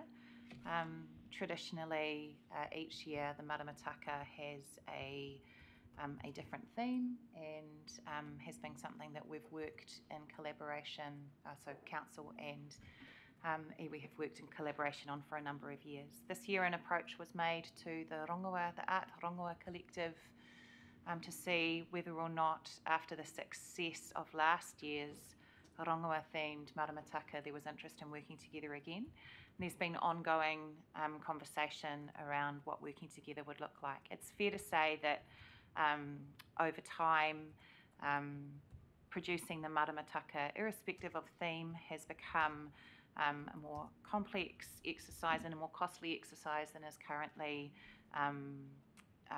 provisioned for within our budgets here in council, and that's something that we will need to address.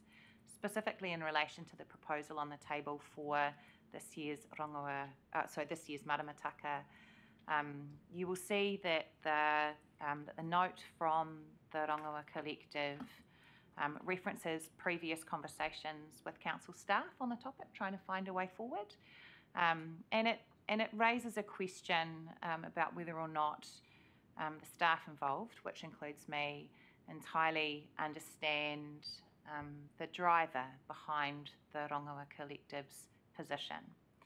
And on reflection, I think that point is something that I would like officers to have more of a conversation with the Rongoa Collective about. I'm happy to acknowledge that maybe we did misunderstand some of what was proposed, and that some further kōrero on that would be helpful.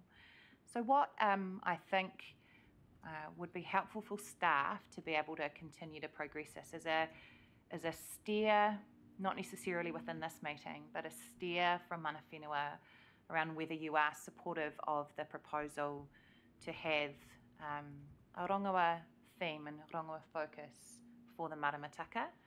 And I commit that to the fact that staff, if that is the steer from mana whenua, we will work with the Rongoa Collective to resolve the issues that are of concern to them around how we get to having a completed maramataka in a timely fashion.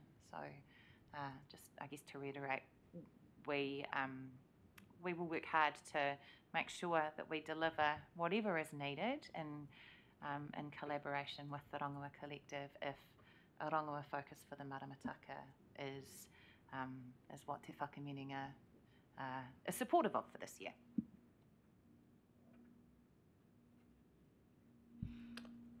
Perhaps if I can just help provide some direction. I think it's important, first of all, to get a registration of interest from mana whenua, whether we support the idea of the maramataka being rongoa focused again, being similar to what was published for this last period. I think if there's a genuine interest, if there's a principled position today that you believe we can take to look at this seriously, then fine. Let's be clear about that. If there are other options that we feel should or could be considered, I'd value knowing that as well. But there's obviously a considerable amount of work that's been done here, and I want to acknowledge the response from Janice. But yeah, please, mana whenua representatives, I'm wanting to know whether there's a registration of interest regarding the maramataka being duplicated much in the same manner as it was last year.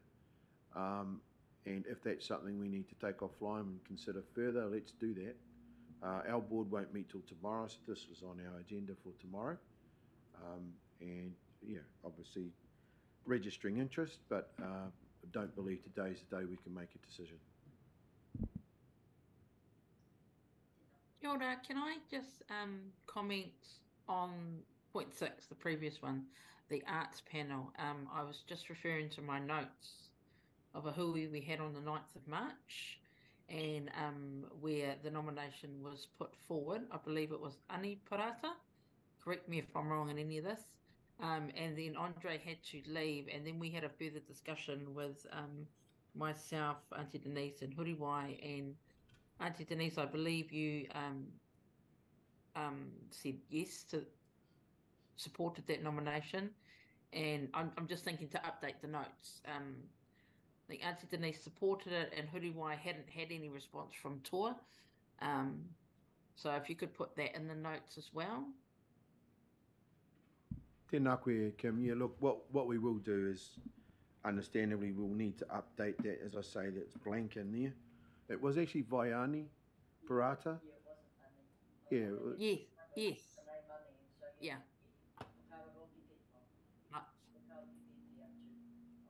Yeah. So it was Viani Parata whose name was put forward at the time, and we decided to give that further consideration. Tatiawa has, Kim, and we've formally responded by saying we would support that nominee.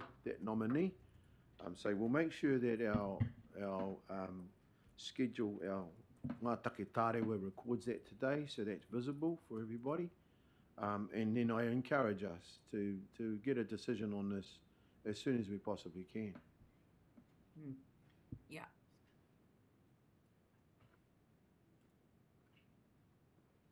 Item 7, maramataka, any other comments or advice regarding this take?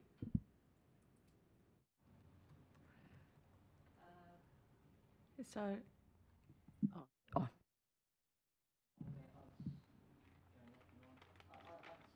Commend that Ngā Hapu haven't had a chance to discuss it, but I think we'd be really keen to talk with our members at Ngā Hapu of the Art Rongoa Collective. There was a wider group, but we'd be keen to do that. And it's not something that's occurred before, where the same group has been able to be the designers of the maramataka for 2 consecutive years, is my understanding. So that's a new process for us to consider. Not to say that it may not end up, that may not be the decision, but I'm happy to take it back to Ngā Hapu, which will be next week, I think, come our meeting, and we'll take it there. Jordan. Through you, Mr. Chair, I think that in the interests of making progress based on whatever direction is set, I would suggest that the setting of the theme for the maramataka following these conversations becomes an offline conversation where you could give staff some direction, and if there's a need, we could ratify it at a future meeting. But to be able to get on and crack on with the job, that would be helpful if you were comfortable to give us offline direction. Yeah, so yeah, I've had some correspondence come in through directly through my office. I have I've committed to some kind of response by the end of the week. That could just be that this conversation's happened today and a progress report on what the outcome of that was. I don't know if I'm speaking out of place because it's not my decision what goes into the Maramataka calendar, but I would like to. What I'm kind of getting from the email is that an approach has already been made, and to then, I think that needs to be acknowledged in terms of thinking about progressing with the project. I'm also aware that there's some pretty significant milestones coming up, and it would be quite nice for this to coincide with some of those milestones. And if that's going to happen, then we kind of need to progress something, in a kind of timely fashion.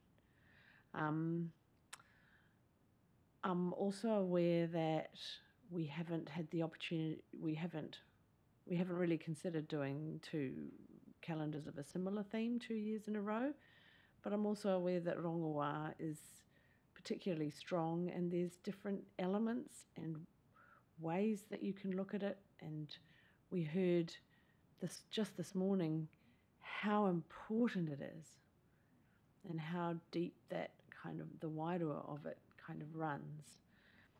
And also, I think in the email there was some improvements or some changes in terms of how we approach the maramataka, in terms of the ownership of the material, how we approach some of the design elements of it, which would be good to explore.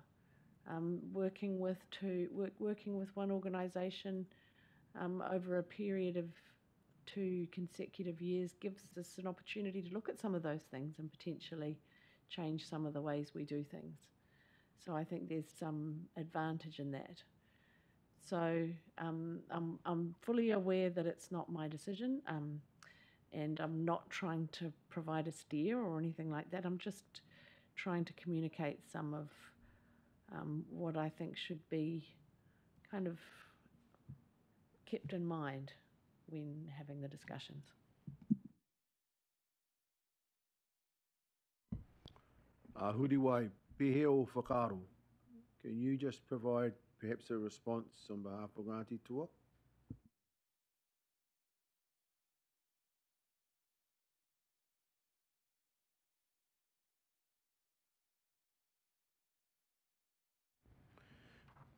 I think we'll reach consensus that our 3 iwi will consult further on this, and I'll have a conversation directly with Huriwai to encourage that to happen.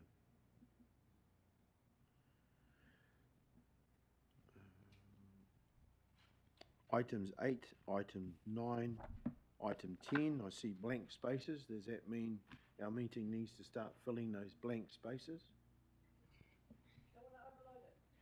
No. Do we just put 2BD? I think it means council staff possibly need to start filling those blank spaces, right. Mr. Chair. Okay. And obviously, if there are other matters that we feel we need to add, then please can we just generate that so that we can continue to populate this and update it.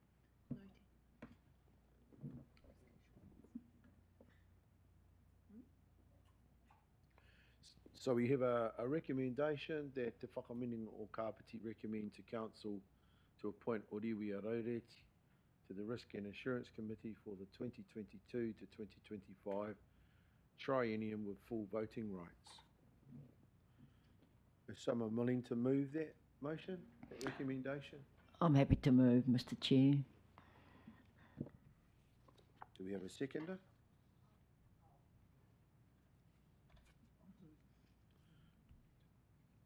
Kōrero mai. I'll second that.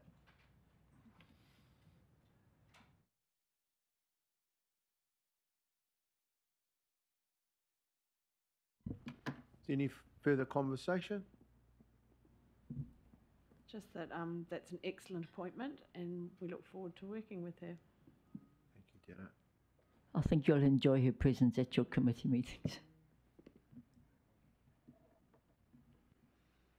I'll put the motion. It's been moved by Denise and seconded by Chris. All in favour, say aye. Contrary? Carried. Well done.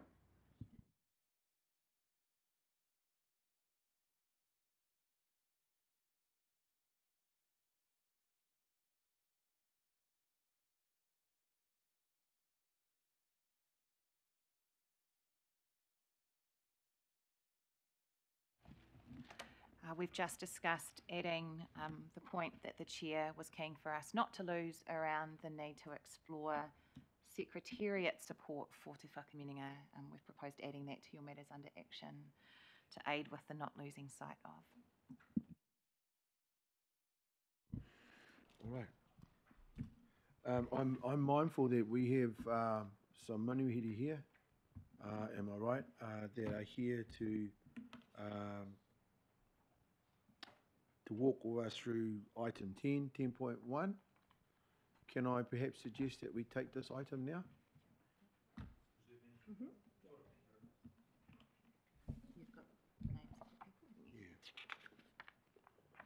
So I have here our kaituhi author Gareth and Mike, obviously.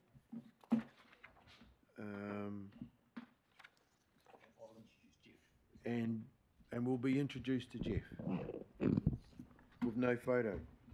So we might want to ask for his photo for next time. And is that J or G? G. Thank you.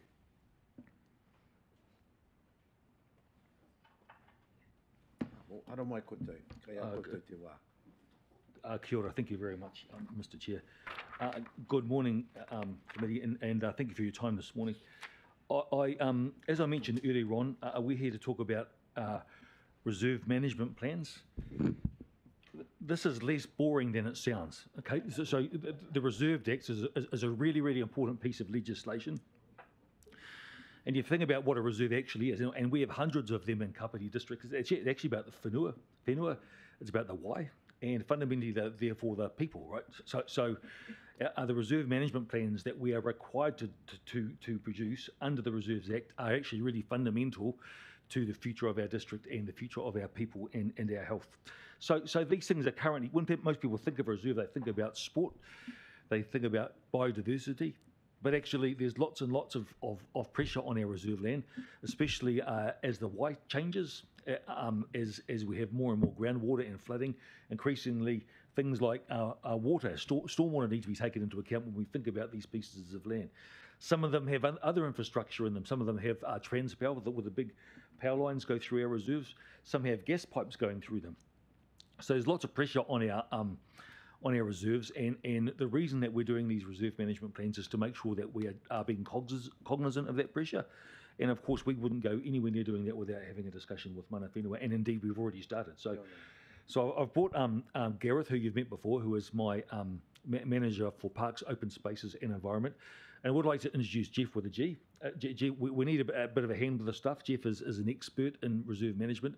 So we've brought him on board to help Gareth and his team to work through this piece of work, which I need to say, it's a massive piece of work. So we're going to have to chop it up and do it one bit at a time. And so I'll leave it to Gareth and to Jeff to talk you through how we intend to approach that, and then we'll be happy to take any questions and discussions, Mr. Chair. Thank you very much. Gareth. Kia ora koutou katoa. Thank you for that, Mike. So as Mike mentioned, I am te ka whakahare taio mō ngā takiwā Purea Pārai. So look after the Parks, Open Space and Environment team in Council. A new team, and we've undertaken a pretty ambitious piece of work to look at our reserve management plans and the status of them. To paint the picture, we have around 580 parcels of land that collectively contribute towards the open space network in the district. These lump together in approximately 180 reserves in the traditional sense of the word. Now, the Reserves Act, as has been alluded to, gives quite specific guidance around councils having to prepare and maintain reserve management plans. we acknowledge, though, that it's been a bit of a hit and miss for us in the past, that the vast majority of our reserves either don't have a management plan in place at the moment, or the ones that were in place are a little bit outdated, no longer fit for purpose. So while we acknowledge this, we are also very much aware of the problem, and we're signalling our intent to do something about it. Now, while there are statutory timeframes that exist around how this happens, we are also very much aware that there's a lot of work that needs to be done before that even kicks off. Now, that work that we're talking about entails how we work with tangata whenua around co-designing what that work program even looks like. Part of that work program design would also include having conversations, mature conversations around what co-decision making looks like right from the very beginning and at all stages of the process. And as you can appreciate, there's a lot of moving parts in this whole work program. And as Mike had alluded to or mentioned already, we're quite fortunate to have a subject matter expert in this joining us. And Jeff Canham of Thrive Places and Spaces has come on board to help us work through all these technicalities as we decide and discuss how we're going to do this really important mahi. So with that, I thought I'd hand over to Jeff for him to introduce himself, give a little bit of elaboration on those concepts, and maybe share some of his experiences in the space. Kia ora. Tēnā koe, Gareth. Ko Jeff Canham, toko ingoa. Ko te rangi rehu te puna ahau. Ko mawal toko mauna. Ko waihau toko awa. Ko wahi kainga matamata. Tēnā koutou, tēnā koutou, tēnā koutou katoa. My name is Jeff Canham. I live in Tauranga Moana. My very quick background is that, yes, thank you Gareth and Mike, I'm a parks expert. I've done it all my life, 40 years this month. I've worked for 5 councils, 4 in New Zealand, and my last role for about a decade was with Tauranga City Council. And primarily in the space of what is now, in the vernacular called co-governance, co-management, and so forth. In terms of my background, I run a company called Thrive Spaces and Places, and we specialise in matters of whenua, and largely with tangata whenua. I'm greatly heartened personally that these days a number of our clients are tangata whenua. As well as councils, and that wasn't the case only a few years ago. It was only councils.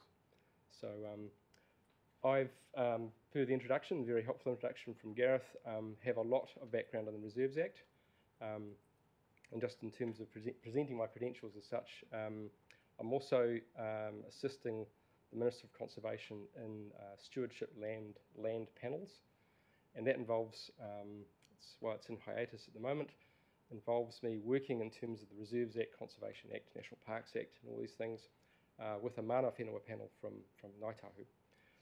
So that's a bit of my background, and it's great to be here today, and thank you very much for the welcome.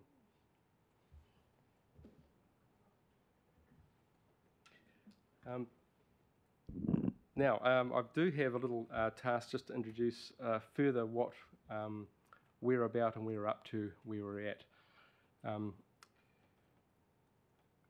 In summary, what KCDC, I believe, is seeking is quite simply a direct and respectful conversation at the very, very beginning of a process that we haven't actually started. The Reserves Act is something I can talk about all day, but we haven't begun that yet. It's really important that before we're starting anything, we're looking to connect with tangata whenua to really investigate how we might create a process with tangata whenua, and that is different. Typically, a council, bless them, will follow the Reserves Act and start drafting things and treat this as a consultation task, and that's what this isn't. From the very beginning, what this process, which hasn't started, is seeking is that conversation about how we might do this best together in something that is created with tangata whenua. And Gareth has mentioned co-decision making, which is a very, very important context.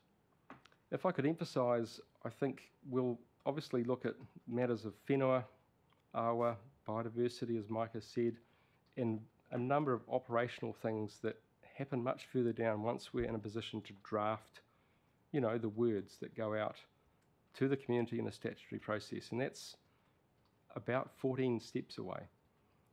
What we'd like to do is to begin at the very beginning and talk about things that we don't know about, like values, things particular that we should have more than regard to, matters of inclusion, and then and only then is the council in a position to arrive at things such as vision and conversations prior to that about who owns the vision and how we arrive at things that we might draft.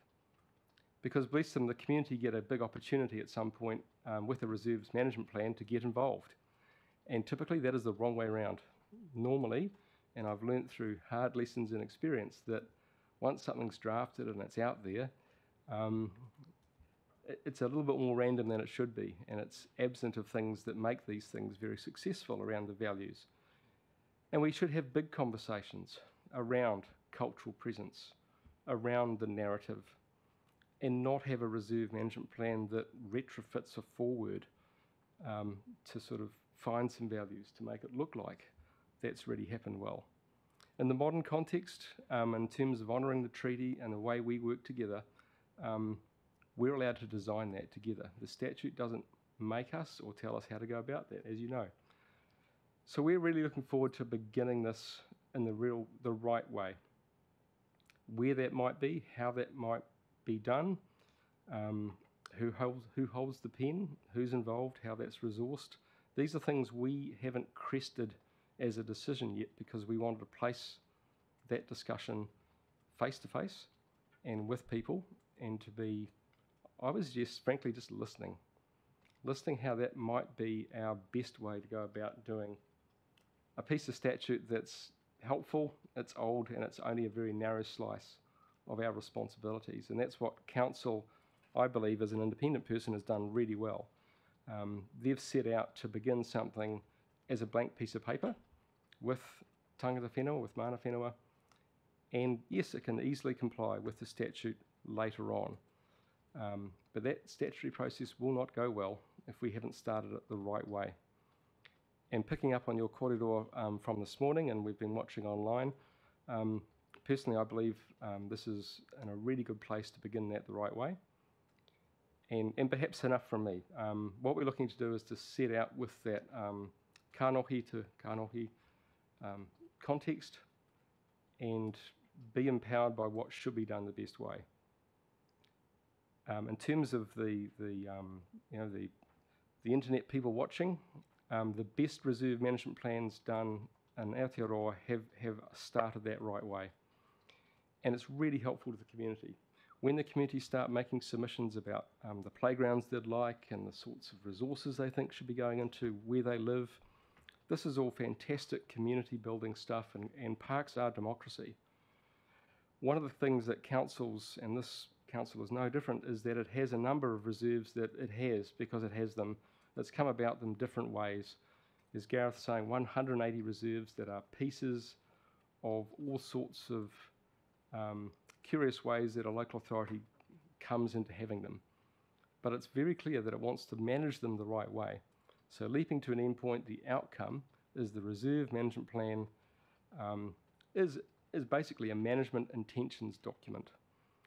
It talks about operationally how these places will be managed, and it forms a very helpful direct levels of service linkage with the LTP. And it helps councillors make decisions about priorities and how it interacts with community aspirations and requests. And all those things are very operational in the context of this kaupapa. Those things need to start well and be powered by the leadership at the beginning, and empowered by a vision that's come through a way that tangata whenua are very comfortable with the way that it started. And it's a very important gate for council to go through first. And it's a thing that it has to either start the right way or pause. The really good thing about this process is that the statute only has a couple of very strong things about compliance around time frame. So once council signifies its intention to prepare the actual plan, it needs to advertise that, and then it needs to advertise again for when the draft's available for the community to participate in. Where we're really helped by that time frame setting is that at this stage we can get that right. We can work with each other and decide what's required, and council can listen and hold the pen, if you like, if that's the outcome. So I appreciate that's quite a big introduction, but I'm hoping to quickly set the scene for what we'd like to raise and listen to how we might go about that. Thanks, Jeff. Kia ora, Mr. Chair. I think that having Aroha and Rangi tō pe ora this morning was a fantastic segue into what we're about to do. Some of the issues they raised around rongoa fit exactly within this kaupapa. So I think the timing is really good. And Wainui Park is the other one that we're just at the start gate too. So there's a couple of real examples that are really asking for this kind of attention. So I think we're well positioned and the timing is perfect, and really keen to crack on with mana whenua. Kia ora. Thank you, Mr. Chair.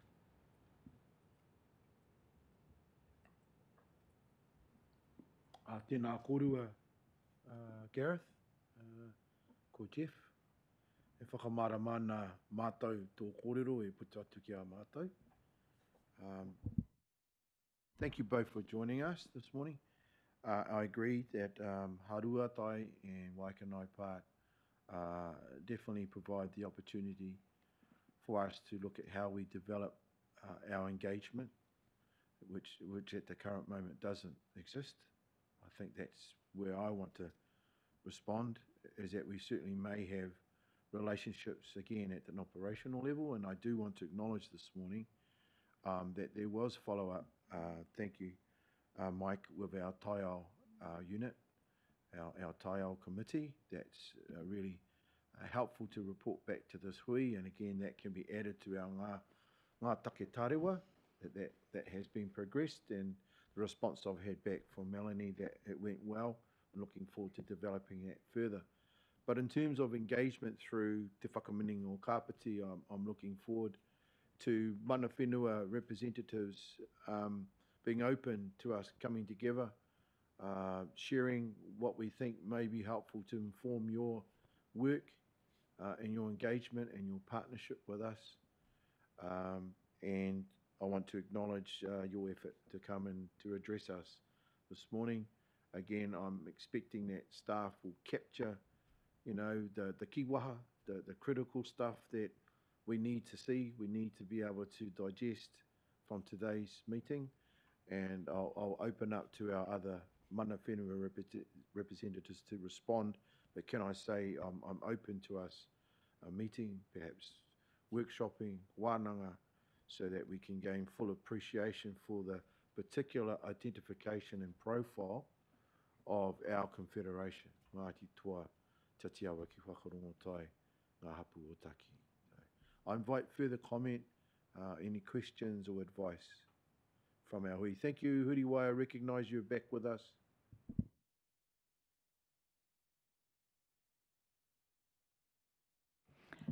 Tēnā koe, Mr. Chair, tēnā koutou. Koutou ngā miki, ngā kānoinga māngai o te whare tia ki whenua miki, o tēnei rohi. Yeah, thank you. Nice to meet you and know who's leading this work down here on our behalf in council. I certainly agree, Mike, you know, our presentation this morning by Te Rangi Topiore and Aroha were a good lead into what you're sharing with us today and some of the things that you'll be looking at. I mean, one of the things we know, and what's described there about the Mangapōuri, but I do hope it rolls over too into our district plan and our planning processes here in town about building. You just talked about stormwater. You know, we all know where the stormwater goes in the district into most places, but certainly in Ōtaki, certainly, yeah, the Wairohu and the Mangapōuri are the biggest targets and the biggest receivers of stormwater throughout our entire area. And that's a concern. And the area that the girls talked about today is right in the middle between the foothills of the Tararua and the sea. So where Haruatai sits, it sits right in the middle of that, and I guess it coagulates and goes around. So we look forward to for the discussion. Certainly endorse what our Chair, Andre, has said today and welcome the opportunity to have discussion. Just yesterday, I was in a session with our Pūtaiao team, Pōtaiao team in Ngāhapu, talking about their overloaded kete, so to speak, of tasks and work they've got to do, and just welcomed a couple of new people to our team yesterday, which is really healthy. But yeah, they talked about the work that needs to be done at council level, certainly on resource content and planning. So welcome the discussions in the next few, in the near future. Kia ora. Kia ora. Can I just follow on from what Auntie said? Yes, kia ora. Thank you for coming to the table and recognise your expertise in this area and wanting to have that relationship with mana whenua. And it sounds like you've already started conversations with mana whenua. But my question is, and it baffles me, and it's definitely of no criticism. I know the intention is there to bring mana whenua on board. But when these pieces of work come out up in council, the first thing they do is contract an expert. However, they don't then think to contract mana whenua experts, and it stops there. And then it flips into this consultation, collaboration process. Now, I'm assuming, of course, that one mana whenua have capacity and want to be involved. But why is that not a given? Why is that if you're collecting a panel of experts, why aren't the mana whenua experts in that panel? Why is you get the expert to do the report and then it's the consultation? Because I just think the benefit and the value of having all the experts at the table at the same time is your definition of co-design. So there just seems to be this usual process where we go, okay, we've got a piece of work, let's get an expert. Now with our expert, let's go to mana whenua. I just wonder if that's ever the norm to go, okay, we need an expert, one from us, one from Te Aotearoa, one from Toa, and one from Ngāhapu. And Art may decide they just want one expert in there. That's up to them, but is that ever a consideration? Kia ora, Kim. Increasingly, it is. We're kind of always looking to improve in this area as well. It's a live discussion within the council as to how we might do that on a more systematic basis. I can't sit here today and kind of and make really big calls, but can I assure you that it is something that we are very much aware of and will certainly take into account as we work through the reserve management plan process. But yeah, we're on a journey too, so your feedback like this is really helpful in terms of us shaping up that pathway. Kia ora.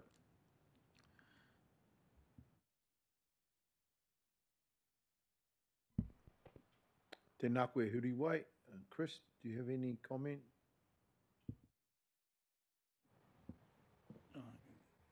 Chair, yes, look,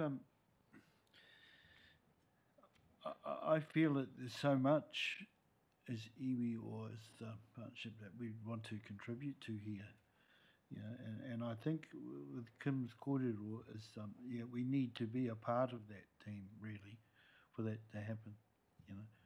And, yeah, the thing that comes to me in my mind is that some of these sites have got traditionally Māori names and we're wahi tapu, and I think that needs to be respected and really brought to the front, that, you know, those things are important to us as people, you know.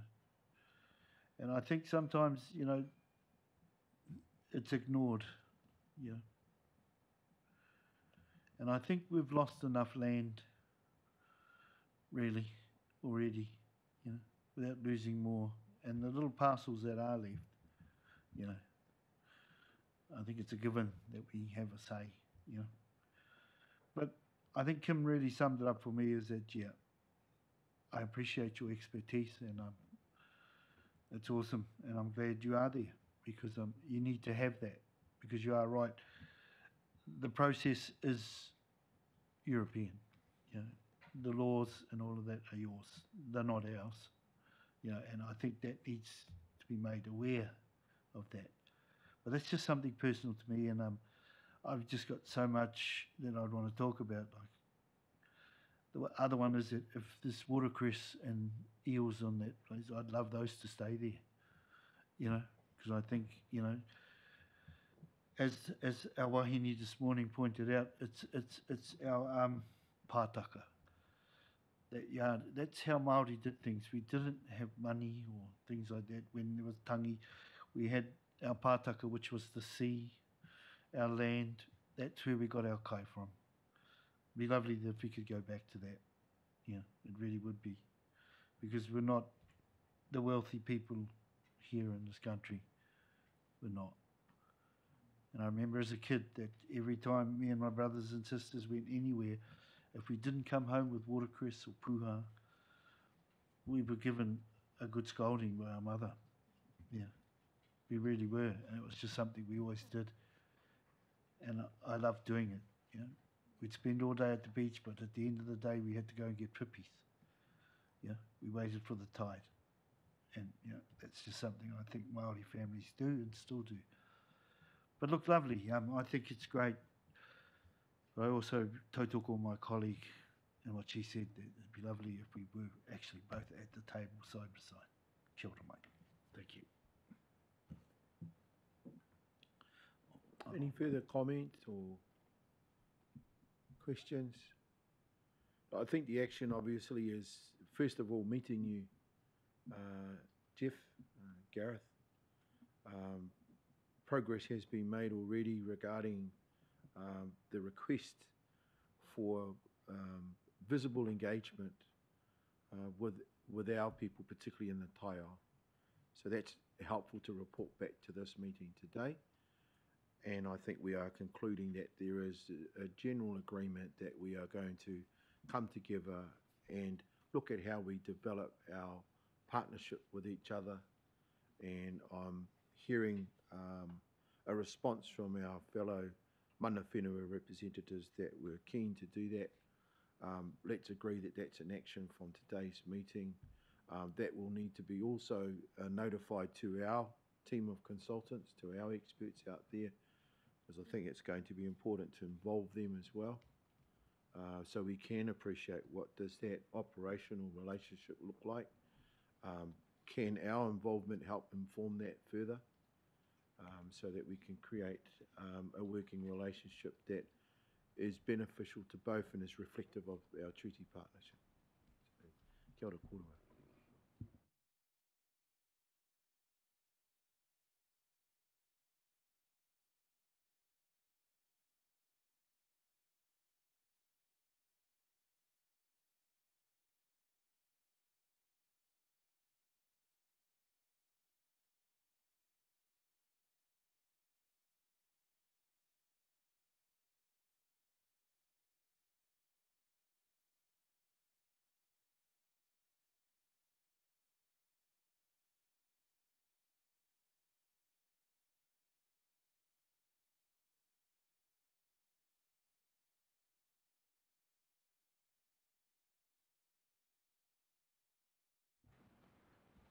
I'm also just going to seek direction from the meeting, because I know that we've had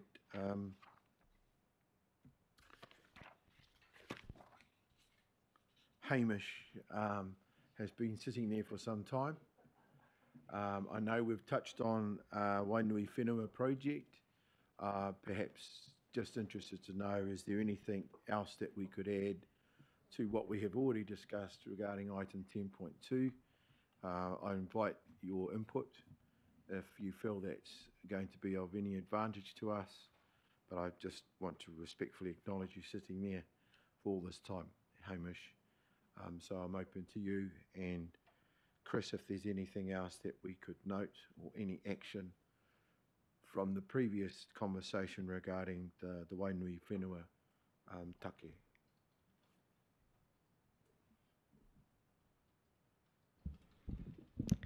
Thank you, Mr. Chair. I think we can note that we are proposing for a report to come through to Council. It's now the 18th? Next month. Oh, end of this month, sorry. The date has changed a couple of times. That report is just providing an update on work that's underway with Greater Wellington and Ngāti Toa, and really is going to seek agreement that we get more involved in supporting work that's underway from a KCDC perspective, because currently we have only had agreement for us to provide Secretariat support to that work. No decisions have been made. However, the Greater Wellington team did share with us that they have provided an update to their council about the opportunities for thinking about partnering together, which could involve a spectrum of things, but could lead to a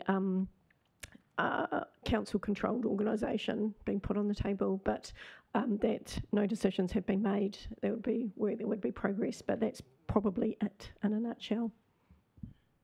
Chris and Hamish, is there a date when that report's due to council? And secondly, I think from this morning's meeting, I don't think that there's any reason for that report to give visibility only to Greater Wellington and Ngāti Toa.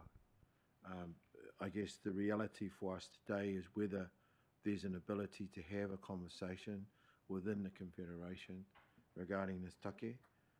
So I'd like to think that the report could reflect on the conversation today through Te Whakaminenga and what we hope to progress, perhaps within a time frame that would allow for that report to also identify Ngā Hapu's position on this, Te Awa position on this. At the end of the day, you know, we would argue strongly that this sits within the takiwa of Te Awa ki Whakarongotai as well. And as indicated today, there's been direct communication with the Chair of Greater Wellington, and our operational arm will meet with Ngāti Toa operational arm on Thursday. So it's just ensuring that there's absolute transparency and visibility regarding all efforts that are made to respect this particular take. And I would hope that if the timing is friendly enough, that the report you're referring to will be inclusive of all three iwi. Thank you, Mr. Chair. I guess the short answer is, of course. I think the meeting that's going to is the 30th of May, 25th. I'm not getting my dates right, sorry. 25th of May. And so what we will commit to do is coming back to you before then, so that we can ensure that it does reflect the points picked up or shared today, and that we would continue to do that going forward. Thank you, Chris. Anything else you wish to add, Hamish?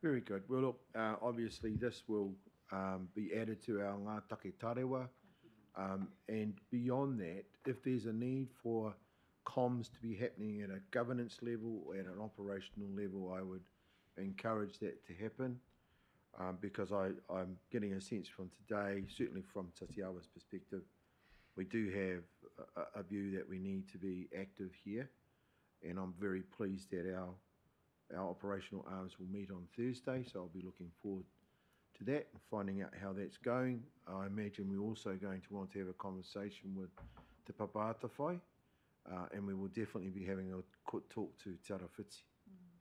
So there's an opportunity that's presenting itself to provide perhaps a more comprehensive report on where we may land on this in time for that meeting on the 25th. Yeah.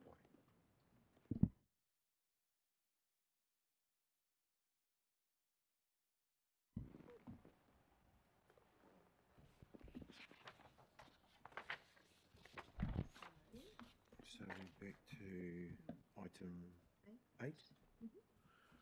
I invite our mana whenua representatives just to provide any update that you would like to be recorded at today's week. Any updates, ngā hapu? I think we've lost Huriwai. Huriwai's back. Wee wā wā man. And Chris, so yeah. Any updates from Ngāti Toa, Huriwai? Apologies about that phone calls from the Beehive. No update at the moment. My apologies is that I had COVID over the last couple of weeks, and then I just got followed very shortly by a cold, and it sort of knocked me out for a few weeks. So I haven't actually had a chance to have a proper catch up with Paula recently. Very good. So no updates at my end. Thank you, Huriwai. Ngā hapu? I might default to Kim today. Kia ora koe, Kim. Kia ora. No, there's nothing that's been brought up through any channels to bring to this forum. I'll just add that we did have a brief presentation around the Wainui whenua projects through one of the council meetings, but yeah, it was just to get more information like that will come to this table. But nothing that has been asked for me to pass on. Kia ora koe. Kia ora, Kim. I might just add one thing. It's not necessarily a ngā hapu business, although we'll all be quite involved with it. But on Friday at 10 to 6 in the morning, Te Wānanga Rauka will open the 4 new whare that have been built on our campus. It's a rare occasion where you do 4 whare simultaneously. But that's the decision that's been made, and they will all be opened at a dawn ceremony on Friday morning.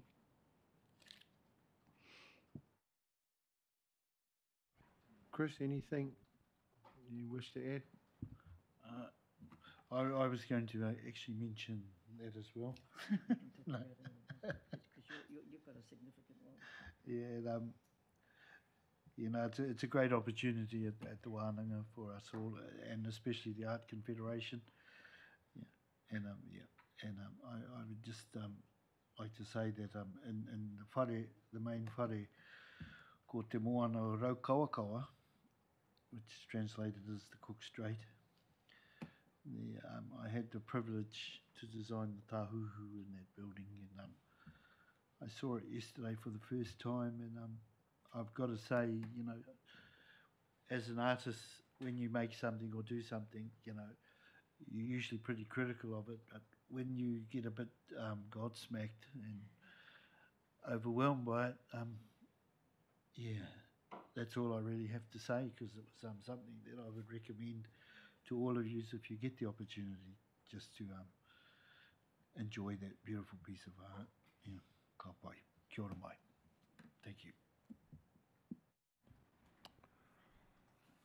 I'll generate the narrative, but I know there's an open day that we have rescheduled. I think it's this Saturday, and our Wainui Jobs for Nature team have generated this for us. It was cancelled the previous time, but I'll generate the narrative so we can record this as part of today's hui, and we can add that as an event that is designed to bring young and old together, and we're going to go off around our takiwā, and we're going to be visiting significant sites, places where we're active with this taiao program. We've just completed the most recent te rā whakapōtaitanga, which is the graduation day for those candidates that were in this previous intake for Wainui Jobs for Nature. There were representatives there from our councils, from DOC, from various ministries. The program's going well. They're now set up for the new intake. So pretty excited about the work that's going on in that space. We have a new date for our AGM, and that's for the 4th of June. Sunday the 4th of June at 10 a.m. So I'll just note and record that as part of our update today. There was something else that I thought I should have noted, but I've lost my train of thought. I may just generate that and send that through to our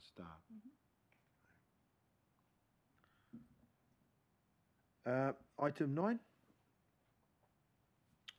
Ngā whakataunga treaty. I'm not aware of any matters in relation to treaty claims or the inquiry at this point, other than to note again that the those hearings that were to hear claimants in March and April have now been deferred to later in the year. Other than that, I know that across the three iwi, Ngāti Toa, Tatiawa and Ngāti Raukawa, there is ongoing work across the Confederation regarding our takutai moana applications. Lots of engagement regarding our position as mana whenua and the position taken by other iwi in regards to boundaries and things like that. So I don't have anything more to report in terms of those matters. Tatiawa has had an initial meeting with representatives of Te Arawhiti who wanted to just come and share information at this point regarding the mandating process. This was not a consultation with Tatiawa ki whakarongotai. It was just to meet and to receive information as we continue to plan for engagement with our people following the publication of the Ngāti Awa Tatiawa report from our inquiry. And so there's no, I think what I'm wanting to frame up, there has been no formal consultation with Te Arawhiti regarding the mandate process, obviously which leads into the settlement stuff. Just an opportunity taken by them to contact us and to provide us with some information about the mandating process. So that's all I have to report regarding item 8, item 9. Are there any other claims-related matters from ngā hapu that you wish to record? Work is ongoing, Mr. Chair. I think we've got there's a regular collective meeting on almost on a monthly basis, and we'll do so again this evening. Kia ora. Thank you.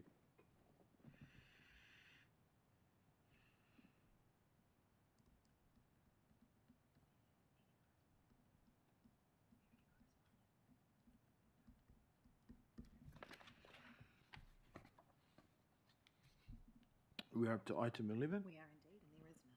Correspondence. No one's written a letter. No one's seen a birthday card or a postcard. Yeah, Mother's Day coming up.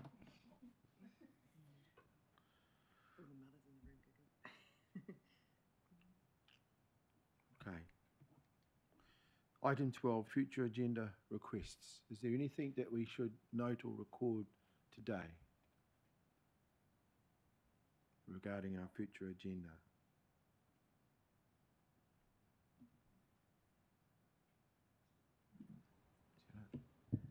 Hi. I'll just reiterate what I said last time, and I know it seems early, but it would be good to have a little bit of a think about Waitangi Day next year, because the end of the year rolls around really quick, and then it's right at the start of next year, and where it may. So it'd be nice to have a bit of a think about what's happening there, so we don't hit the end, like we did last time. Kapai, and look, I know that that's captured in on our Ngā Take Tarewa. It's sitting on there and it's blank. So let's fill the blanks. Let's put some information in there that will promote further discussion on this matter and challenge our thinking around that, because it isn't that far away. Thank you, Janet. Okay. Kumutu? Anything else? Well, I just want to thank you for your time. Thank you for your energy. Thank you for a constructive hui. Thank you for the positive response to those petitions to us this morning, those tono to us this morning. I feel like we've responded to that in a respectful manner. I'm looking forward to seeing the new actions that fall from this hui. Thank you all in your own capacities for participating in the hui today. Look forward to us progressing this particular relationship that we have with our council, with our elected members and our staff. And I trust that the rest of your day and the remainder of your week is just as productive. So thank you all for your time. Recognise your contributions. It's valuable, and I'm happy where we're getting to with this conversation at the moment. So I will me tuku ngā Wainui whakamoemiti ki te atua nāna e whakarongo ki enei momo kōrero te ata nei taino ki te timatanga ki te whakamutunga. Ki a tau, ki a tātou katoa, te ata whai o tō tātou ariki o ihu karaiti, me te aroha o te atua, me te whiwhinga tahitanga, ki te wairua tapu, āke, āke, āke, āmine, kia ora mai tātai.